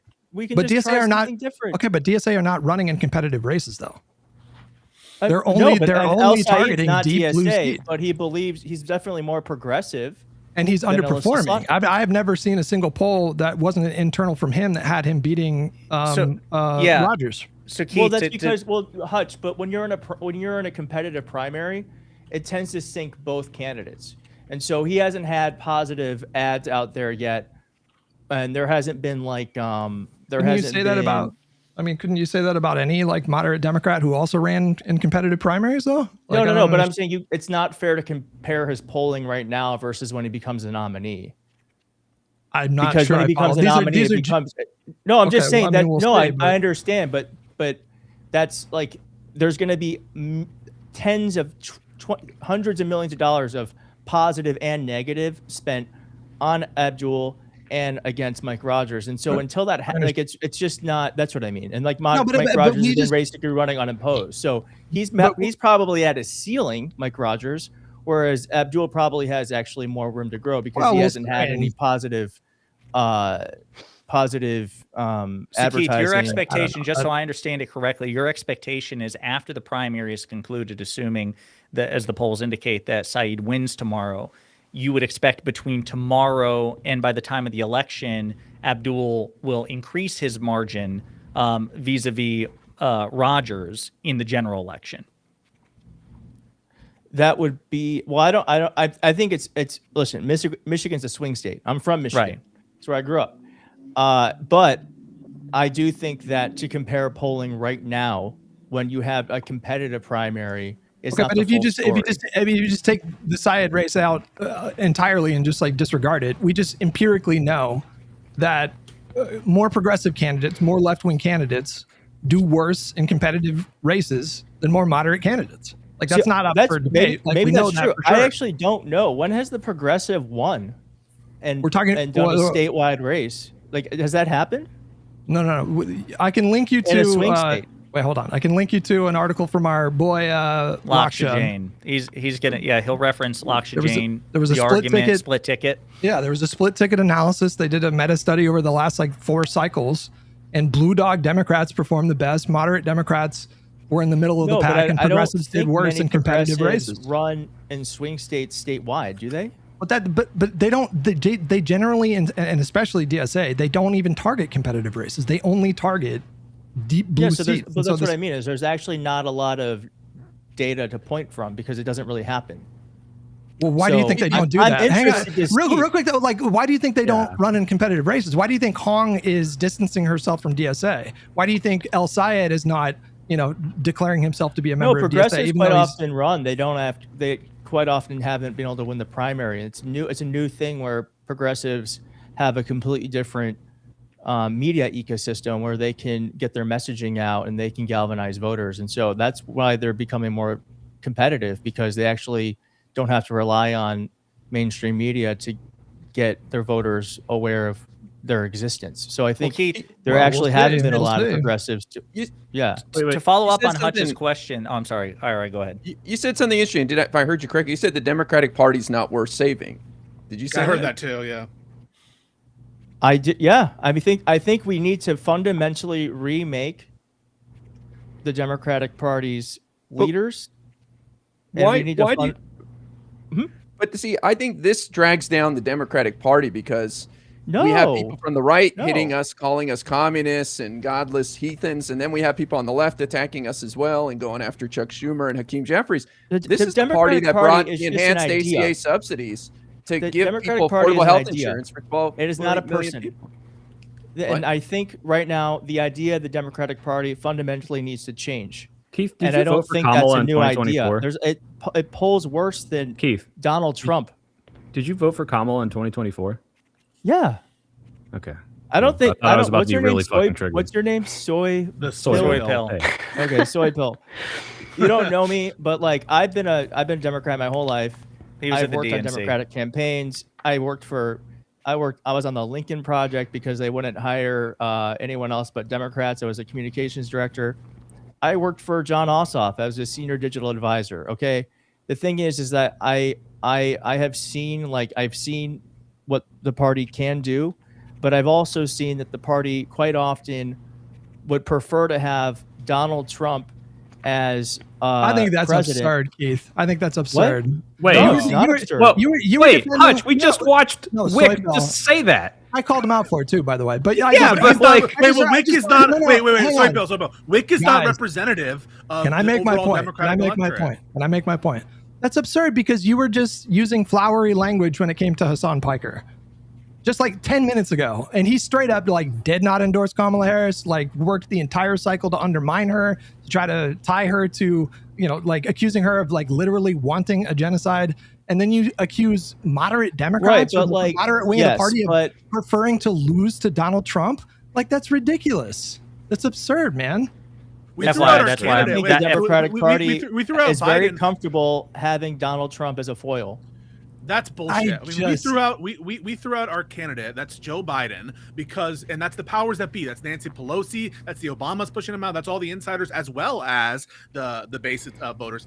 We pushed them out specifically because of electability concerns. And so to act like when it was all hands on deck, I mean that's not true that we wanted. So Trump you were to win supportive when there was a primary happening before June when Marianne Williamson was running and.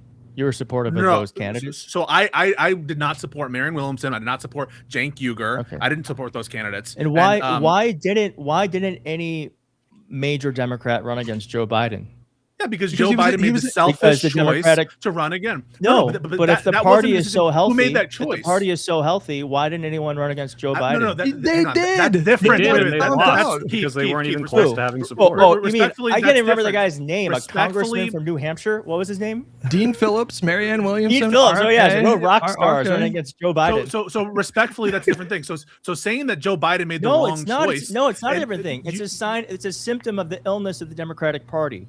That someone like Joe Biden could run unopposed by people that knew that it was not allowed. That's how every single fucking incumbent goes. No one is primarying incumbent presidents who have the party coalesce behind them. This is not how it works. This is completely unprecedented. I think a healthy party wouldn't be saying that. But we had primaries, and all four of those people lost because anyone who might have opposed them didn't want to. Were there primary debates? No, there were not. This was not a competitive primary, and that was a problem. And you're right about that. But what you said was different. What you said is the Democrats wanted Trump to win. That's a different thing. It's a symptom. It's a symptom of the rot of the Democratic Party. The incumbent advantage, just like the general incumbent advantage, is a symptom of the rot of the Democratic Party. No, the fact AOC also didn't run. I mean, she couldn't have run, but the progressive lane also wasn't occupied by some serious, progressive candidate in Congress. Well, actually, we know failure that of moderates. It's a failure of progressives too. Yeah, I was going to say it's a failure of the Democratic Party. Yeah, I mean the progressive caucus, they were actually President Biden's longest lasting holdouts. AOC Bernie said stay in. AOC and Bernie. I mean, wait, can we pause there, Keith? Keith, you're not going to call them that Sanders and AOC wanted Trump to win, correct? Sanders and AOC wanted Trump to win. Yeah, because they called for Joe Biden not to step down. Stay in the race. Right, after the bad debate. Well, no, I believe they were the first ones. I believe. I mean, I don't know why they did that. I assume because they thought that they could, if he were to stay in and win, they could get a lot out of him politically. So yes, but no, because they had some notion about what was in the best interest of the country. Just like I assume the people who wanted to, replace Joe Biden later on. But you're assuming that they want Trump in office, and I think that's like, what's the evidence for that proposition? They might be willing to take actions that are, inure to the benefit of MAGA Republicans, and I'm the first to call them out on that. But I think it's a little bit much to say that like Joe Biden wanted to lose, or Kamala Harris wanted to lose, or they were okay with losing.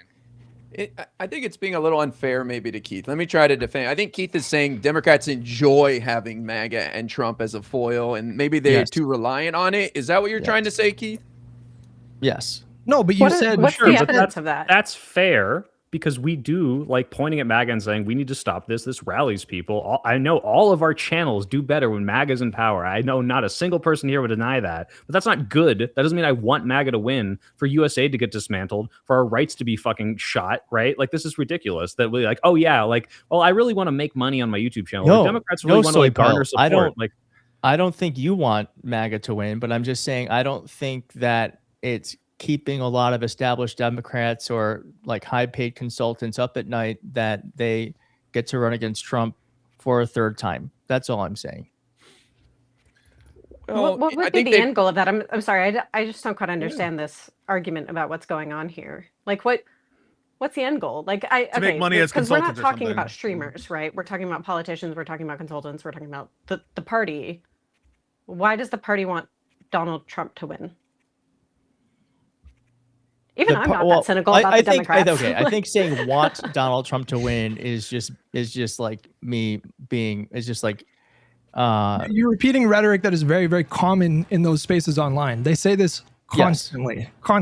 But it is like, that is a pretty outrageous thing to say. I think the truth behind that is that because I don't think it bothers them, I guess, is that he has won, because it allows them to run against him, fundraise against him.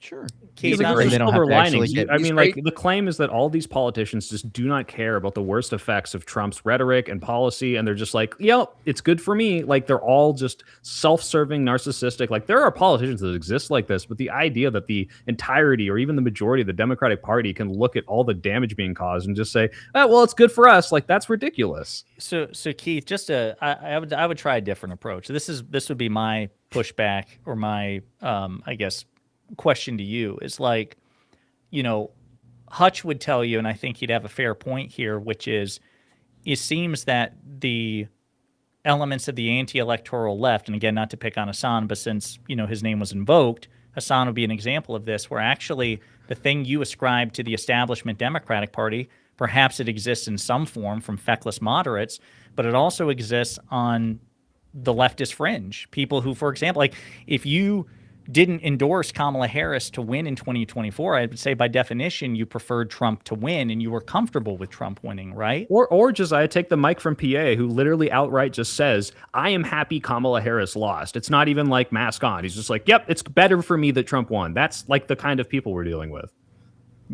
Yeah, I believed it was all hands on deck for Kamala Harris. And I actually would have preferred that we had a primary. Like I think they were trying to do like some sort of like mini primary. I would have liked that. I thought it was an awful look that the pro-democracy party didn't even have a primary. They did have a primary. It wasn't a competitive primary. No, but the reason was it wasn't really a primary. Come on. Like, but that's normal. But I think really saying that is actually just being so disingenuous. It's just being disingenuous. Like, sure, there was a primary, but there really was not a primary, and there were a lot of reasons why. But I think for Joe Biden to drop out in June, and then for Kamala Harris to be basically anointed, should we have ignored I was excited it wasn't Joe Biden. I was happy, like, we were at least going to have someone that wasn't just like a walking corpse on stage, but I think that we would have all benefited from someone. I think the reason why we lost is because we didn't have someone that could speak to more of the issues of the party than just someone who just had so many Keith, problems. I'll agree with you that I wish there was a more competitive process, but unfortunately, at the moment, just like with Troy Jackson up in Maine, the primary, whether you like it or not, did occur. And so when I hear this, I'm like, what did you want to happen? Did you want them to throw out the primary that actually did occur, and illegally, by the way, in violation of the rules?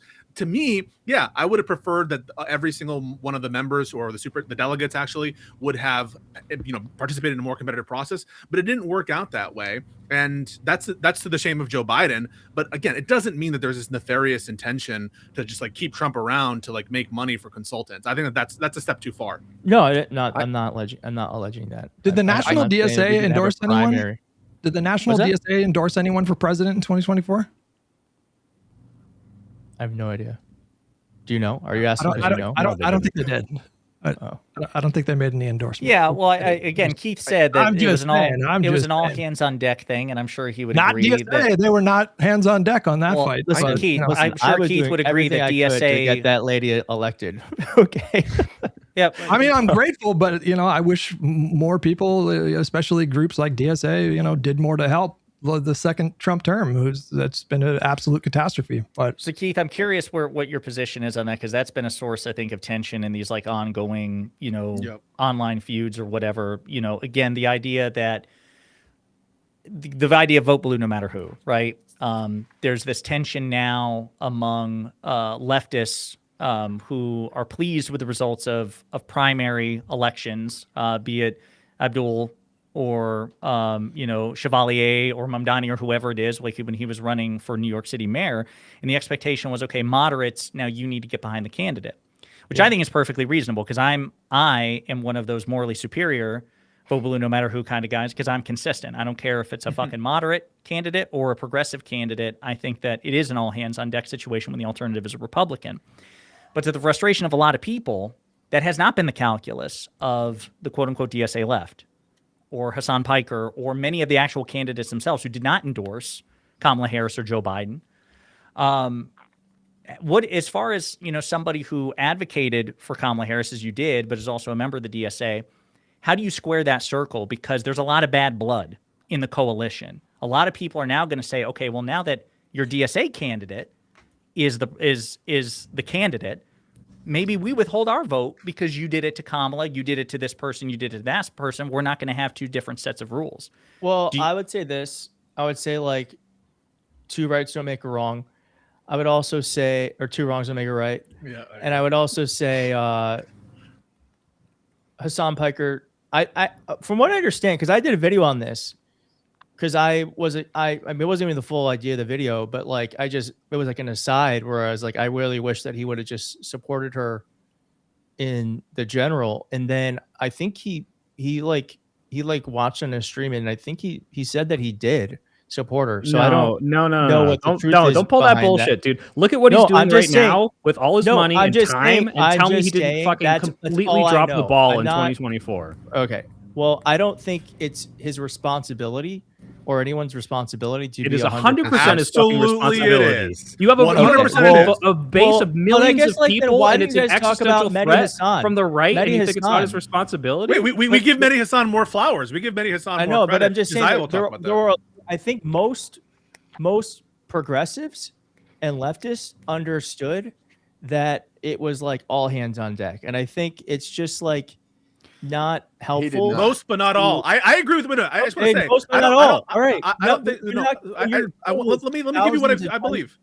I believe that lefties did not cost Kamala the election. I don't think there's empirical data for that. But those who did sit out, those who did equivocate, those who did, I don't really know. That's bullshit. Look around us. We see the corruption. If you know how much that sucks, why would you want to do that again? I'm not. This I'm year. not. I'm not. That's why, to be that's why clear. we're grilling. But- That's why we're yeah, grilling but Wick what for Josiah was considering asking voting is- for a MAGA yeah. Republican. But what we have a But problem also, with Josiah was is pointing out, why the fuck should the people, like, I get the spite-driven people. I think they're wrong, and I think you should still vote blue no matter who. But if you're going to have these people who did not hold these principles, who have already signaled that they won't do it in 2028, say, oh, you have to rally for our candidate. Why the fuck should they listen to you? I mean, I'm going to say they should because I don't want MAGA to win, but I can understand a lot of people being spite-driven. It's like, why the fuck should I listen to you? You didn't listen to me, I mean, right? Well, and to be Sounds- clear, this they're not sounds like a talking about stupid- you, Wick, or Keith. They're not talking about you specifically. They're Yeah, because basically you trying were to all s- hands yeah. on deck 2024. Yeah, the point of the question was basically like, as somebody who used to work on campaigns and is now a political commentator and is also a member of the DSA, are you concerned about that tension, this feud between the two factions of the lib left coalition of the Democratic Party? I'm just glad that it's happening now. I think it's good. I think this stuff is healthy. I don't think it's good. I don't think like Hutch, you've been a little snarky with me on Twitter, and I think like that's fine. And so is Destiny. Destiny is like calling me a white guy, like a rich white guy who's trying to be oppressed. Not true. But like, I don't think I've been pretty tame with you. I've been pretty tame with you. I know. But I don't think that stuff is particularly helpful. But I do think it's good that that these dynamics are unfolding in campaigns and online, and that like we are able to have these internal battles to see like the future of the party. I don't think it hurts. Like, I think it's good. It's a net good that Haley Stevens is 100% behind Israel. She has $60 million of outside money helping her out. And you have someone like Abdul who is showing a different version of what the Democratic Party can be. And the Democrats in Michigan are going to decide who their candidate is. I don't think that's like a bad outcome, but I just think that like there are going to be hurt feelings and people are going to wish that their candidate won, but it's then the job of the campaign of Abdul to do what he can to try to win over those voters and make sure that they feel like they have a part in his tent and in the campaigin. All right. So primaries are not bad. Like, I think we've actually suffered because we haven't had enough of them. I don't know. But Yeah, he's already poised. He's already poisoned the well with that by criticizing Gretchen Whitmer for endorsing his opponent, a popular governor. But Keith, I have to say, having a primary when you have an incumbent president who hasn't done a second term is not normal at all. Like, historically, you do not challenge the president who's running for re-election. You get behind it. And if Biden had hit a single in that debate and done just fine, we wouldn't even be having this conversation. So for you to be upset about we didn't really have a primary, I feel like you're playing into MAGA's concern trolling about our democracy is not really being held up by Democrats. So how dare you challenge Trump with his saying the election's rigged? You guys rigged the election. I mean, I think we have to be careful with that. I think we're just going to agree to disagree on that because I think it's fundamentally one of the worst. I think it's like, historically we'll look back and like that's one of the worst decisions that our party ever made was not challenging Joe Biden. It wasn't again when it wasn't like a decision. And there's no one here. There's no one here on this live stream or anyone watching that could have made the decision for him. But there are probably about 5 people who were very important, very well paid, that saw what was going on, saw how bad he was getting, and decided that it was worth their proximity to power and their ability to make money that he continue a campaign that they knew he could not win, versus letting go of that power, telling him the truth that it was not going to be able to happen. There were a couple and such letting advisors, an actual primary unfold. There was a couple such advisors, but here's the problem I have to IRI's point. There's this narrative that there was a broader conspiracy among the Democratic elites, among the Democratic Party, even to be like a party to that conversation and to do the actions that you're attributing to a couple of people more broadly, but that's just not true. And if you look at how the decision was made and how it's reported on, it was almost like there wasn't even an inflection point at all. There wasn't a decision point at all. And behind the scenes, many of the quote unquote elites were highly critical of this decision. And some of the people who were like, think about Pelosi coming out and being like, it's up to Biden to make his decision after Biden had already made his decision to stay in the race. They were just attacking him constantly to do the thing that you think was probably in the best interest of the country, which is for Biden to step down from the race. That's the Democratic elites. I don't think it's really courageous in June of 2024 to say that Joe Biden should rethink his decision to run. I think it would have been brave in December of like 2022. I mean, asking a guy in a campaign to step down as the incumbent is going to be brave no matter what. The presidential. You had to tell the president to stop running in the middle of a campaign. This is like completely unprecedented. It just doesn't happen. The reason why incumbents have such an advantage is because they're incumbents. And so no, like, I know.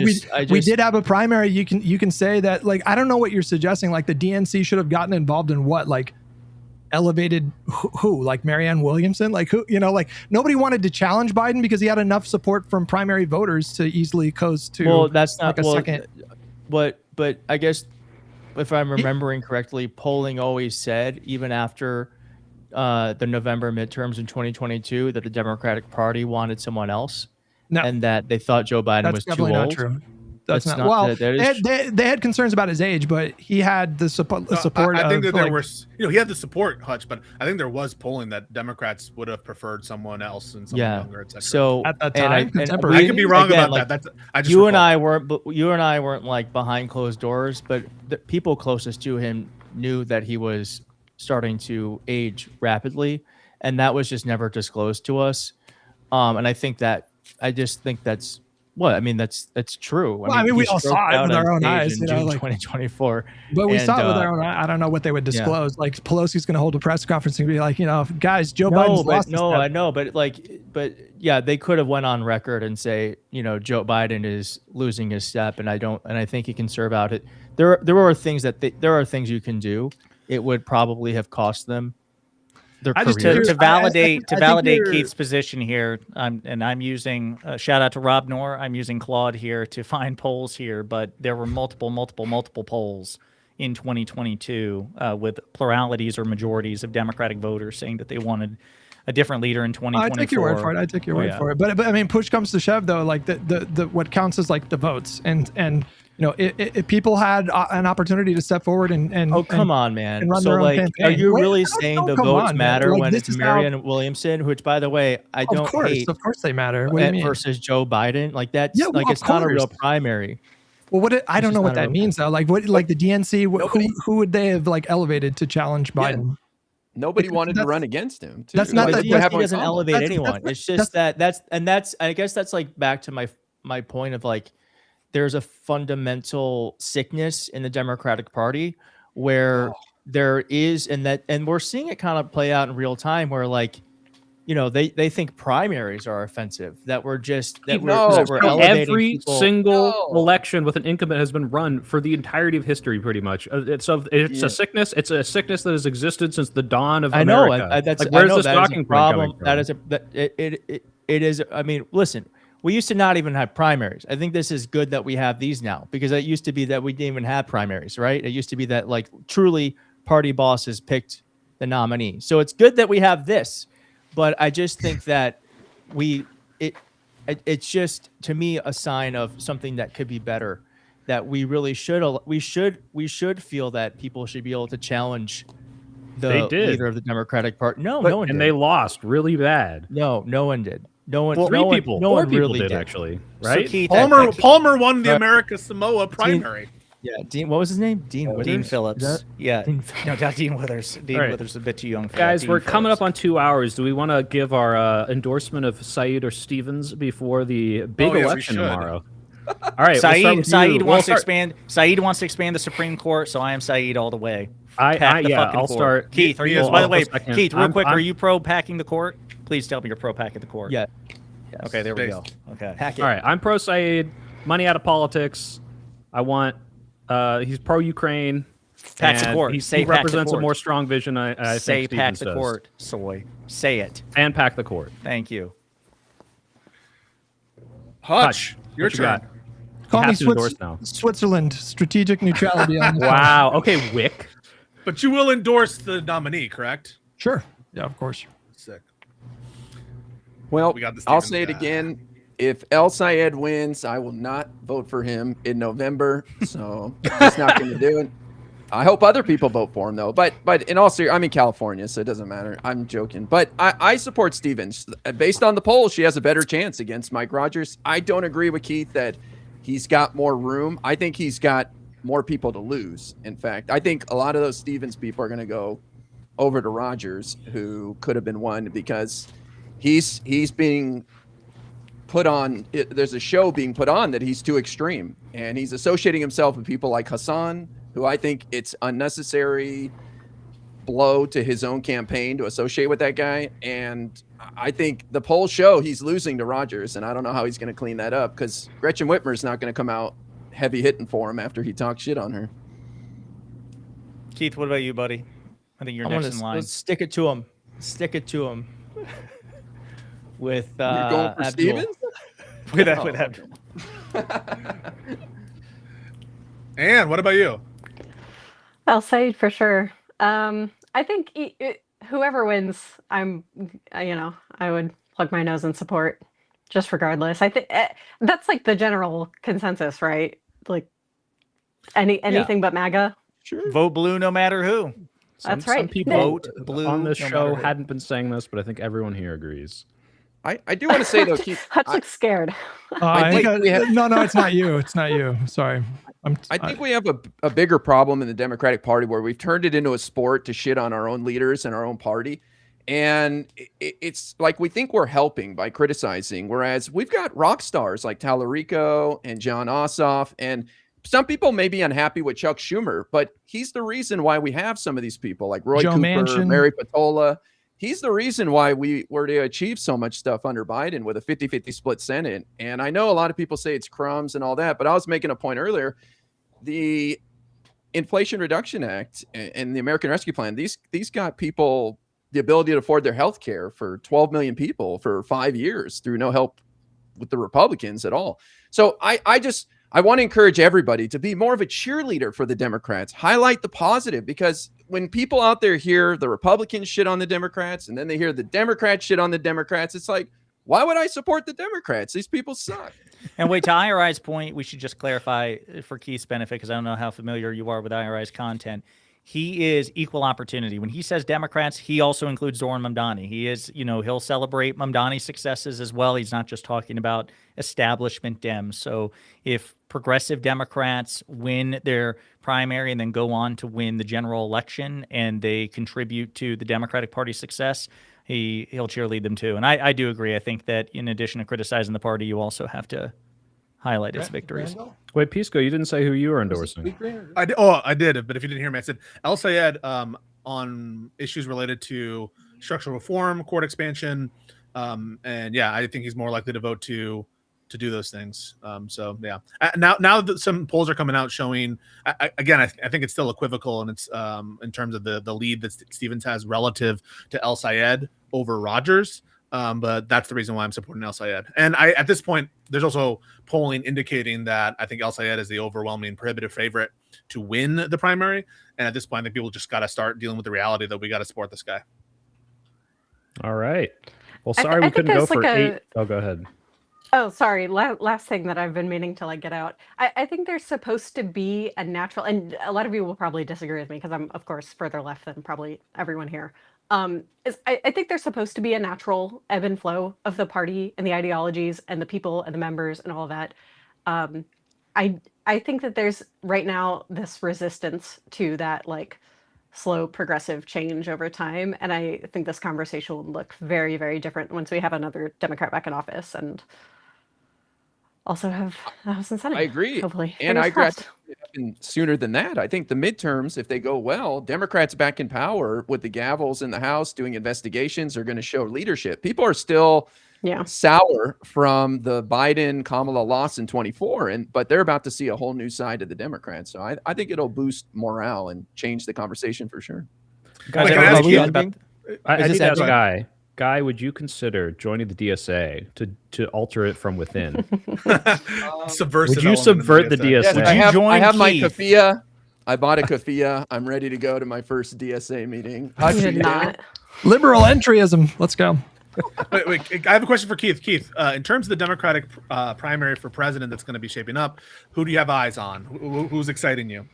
you like Ossoff? Do you like I really AOC? like What do you Ossoff.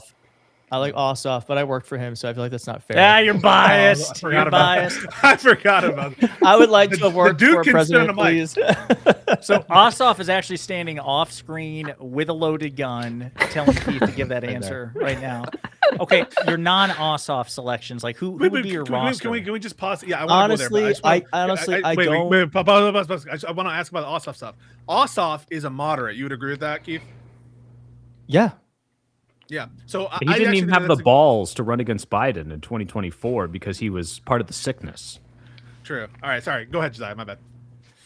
Okay, so other than Ossoff, because I think he's in all of our rosters, who else do you like and why? And Anne, I'm curious what your answers are too, but Keith, go ahead first if you don't mind. I don't really. I mean, I don't like. I like Ro Khanna as an idea, but I'm not sure I want him to be a president. I really like AOC, but I want her to run for Senate. I want her to run against Chuck Schumer if we can. Here's my hot take. That's going to sound smart, but I'm sure other people have said it, is that I really think that whoever it's going to be is probably someone we're not even talking about. Like there's going to be so much is going to change after the midterms. It's going to be a reset. And I just think that I have to imagine that there's going to be someone, hopefully there's going to be 20 people who run, and like we have a double-decker stage where like there's just rows of Democrats trying to be the nominee. I hope for that. And I'm just hoping there's going to be like someone that we're just not considering right now that will rise up. But I just no one really excites me yet, but that's okay because we're not even near it yet.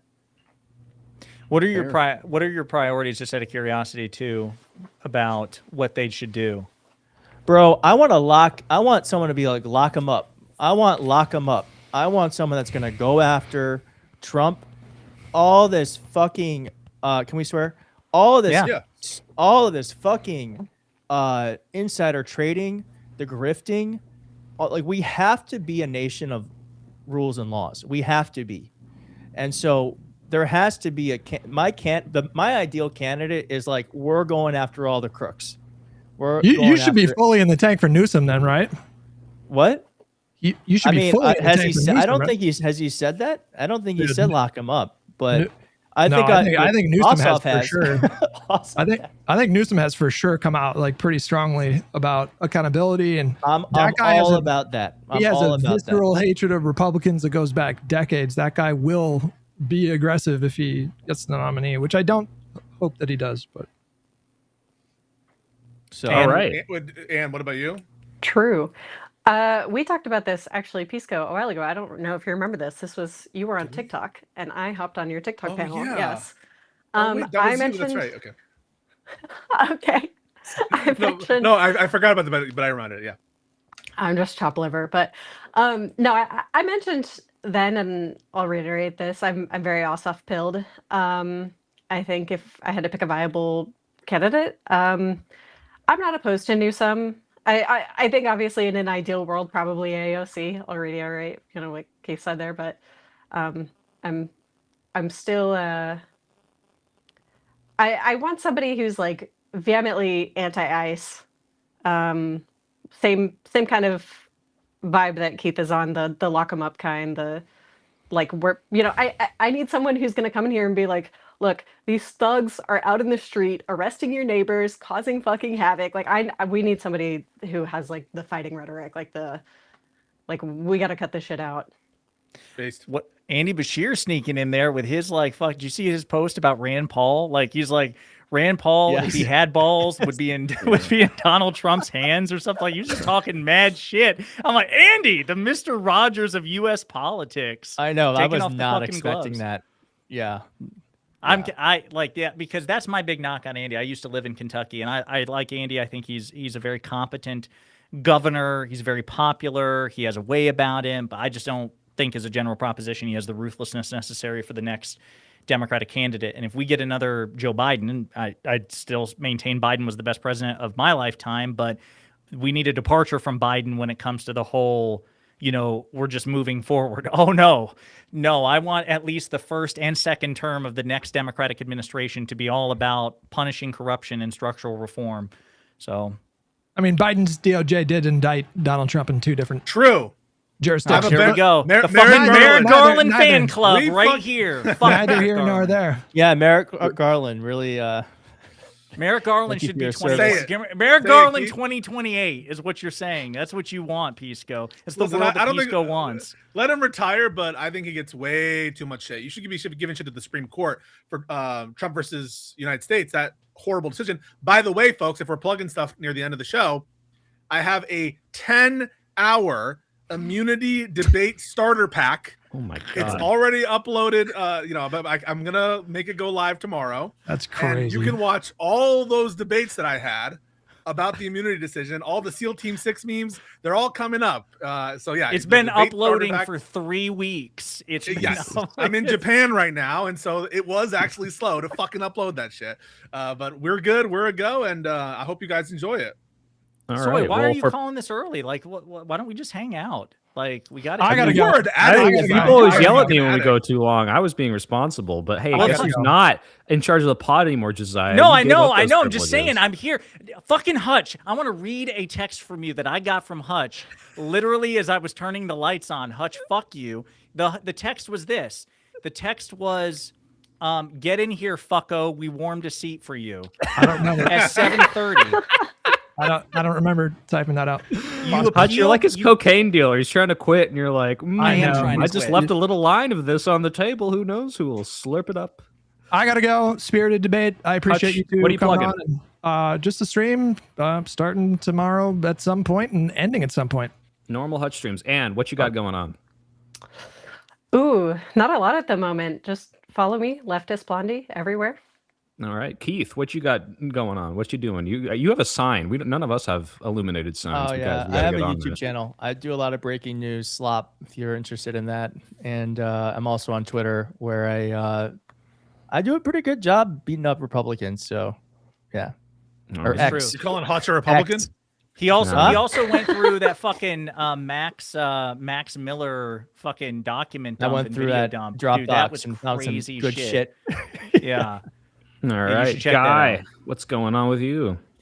Not this week, but next week I have a Democrat on the front lines for one of these congressional districts that will determine control of the House coming on. I don't want to say who, but It's Daria Lisa, isn't it?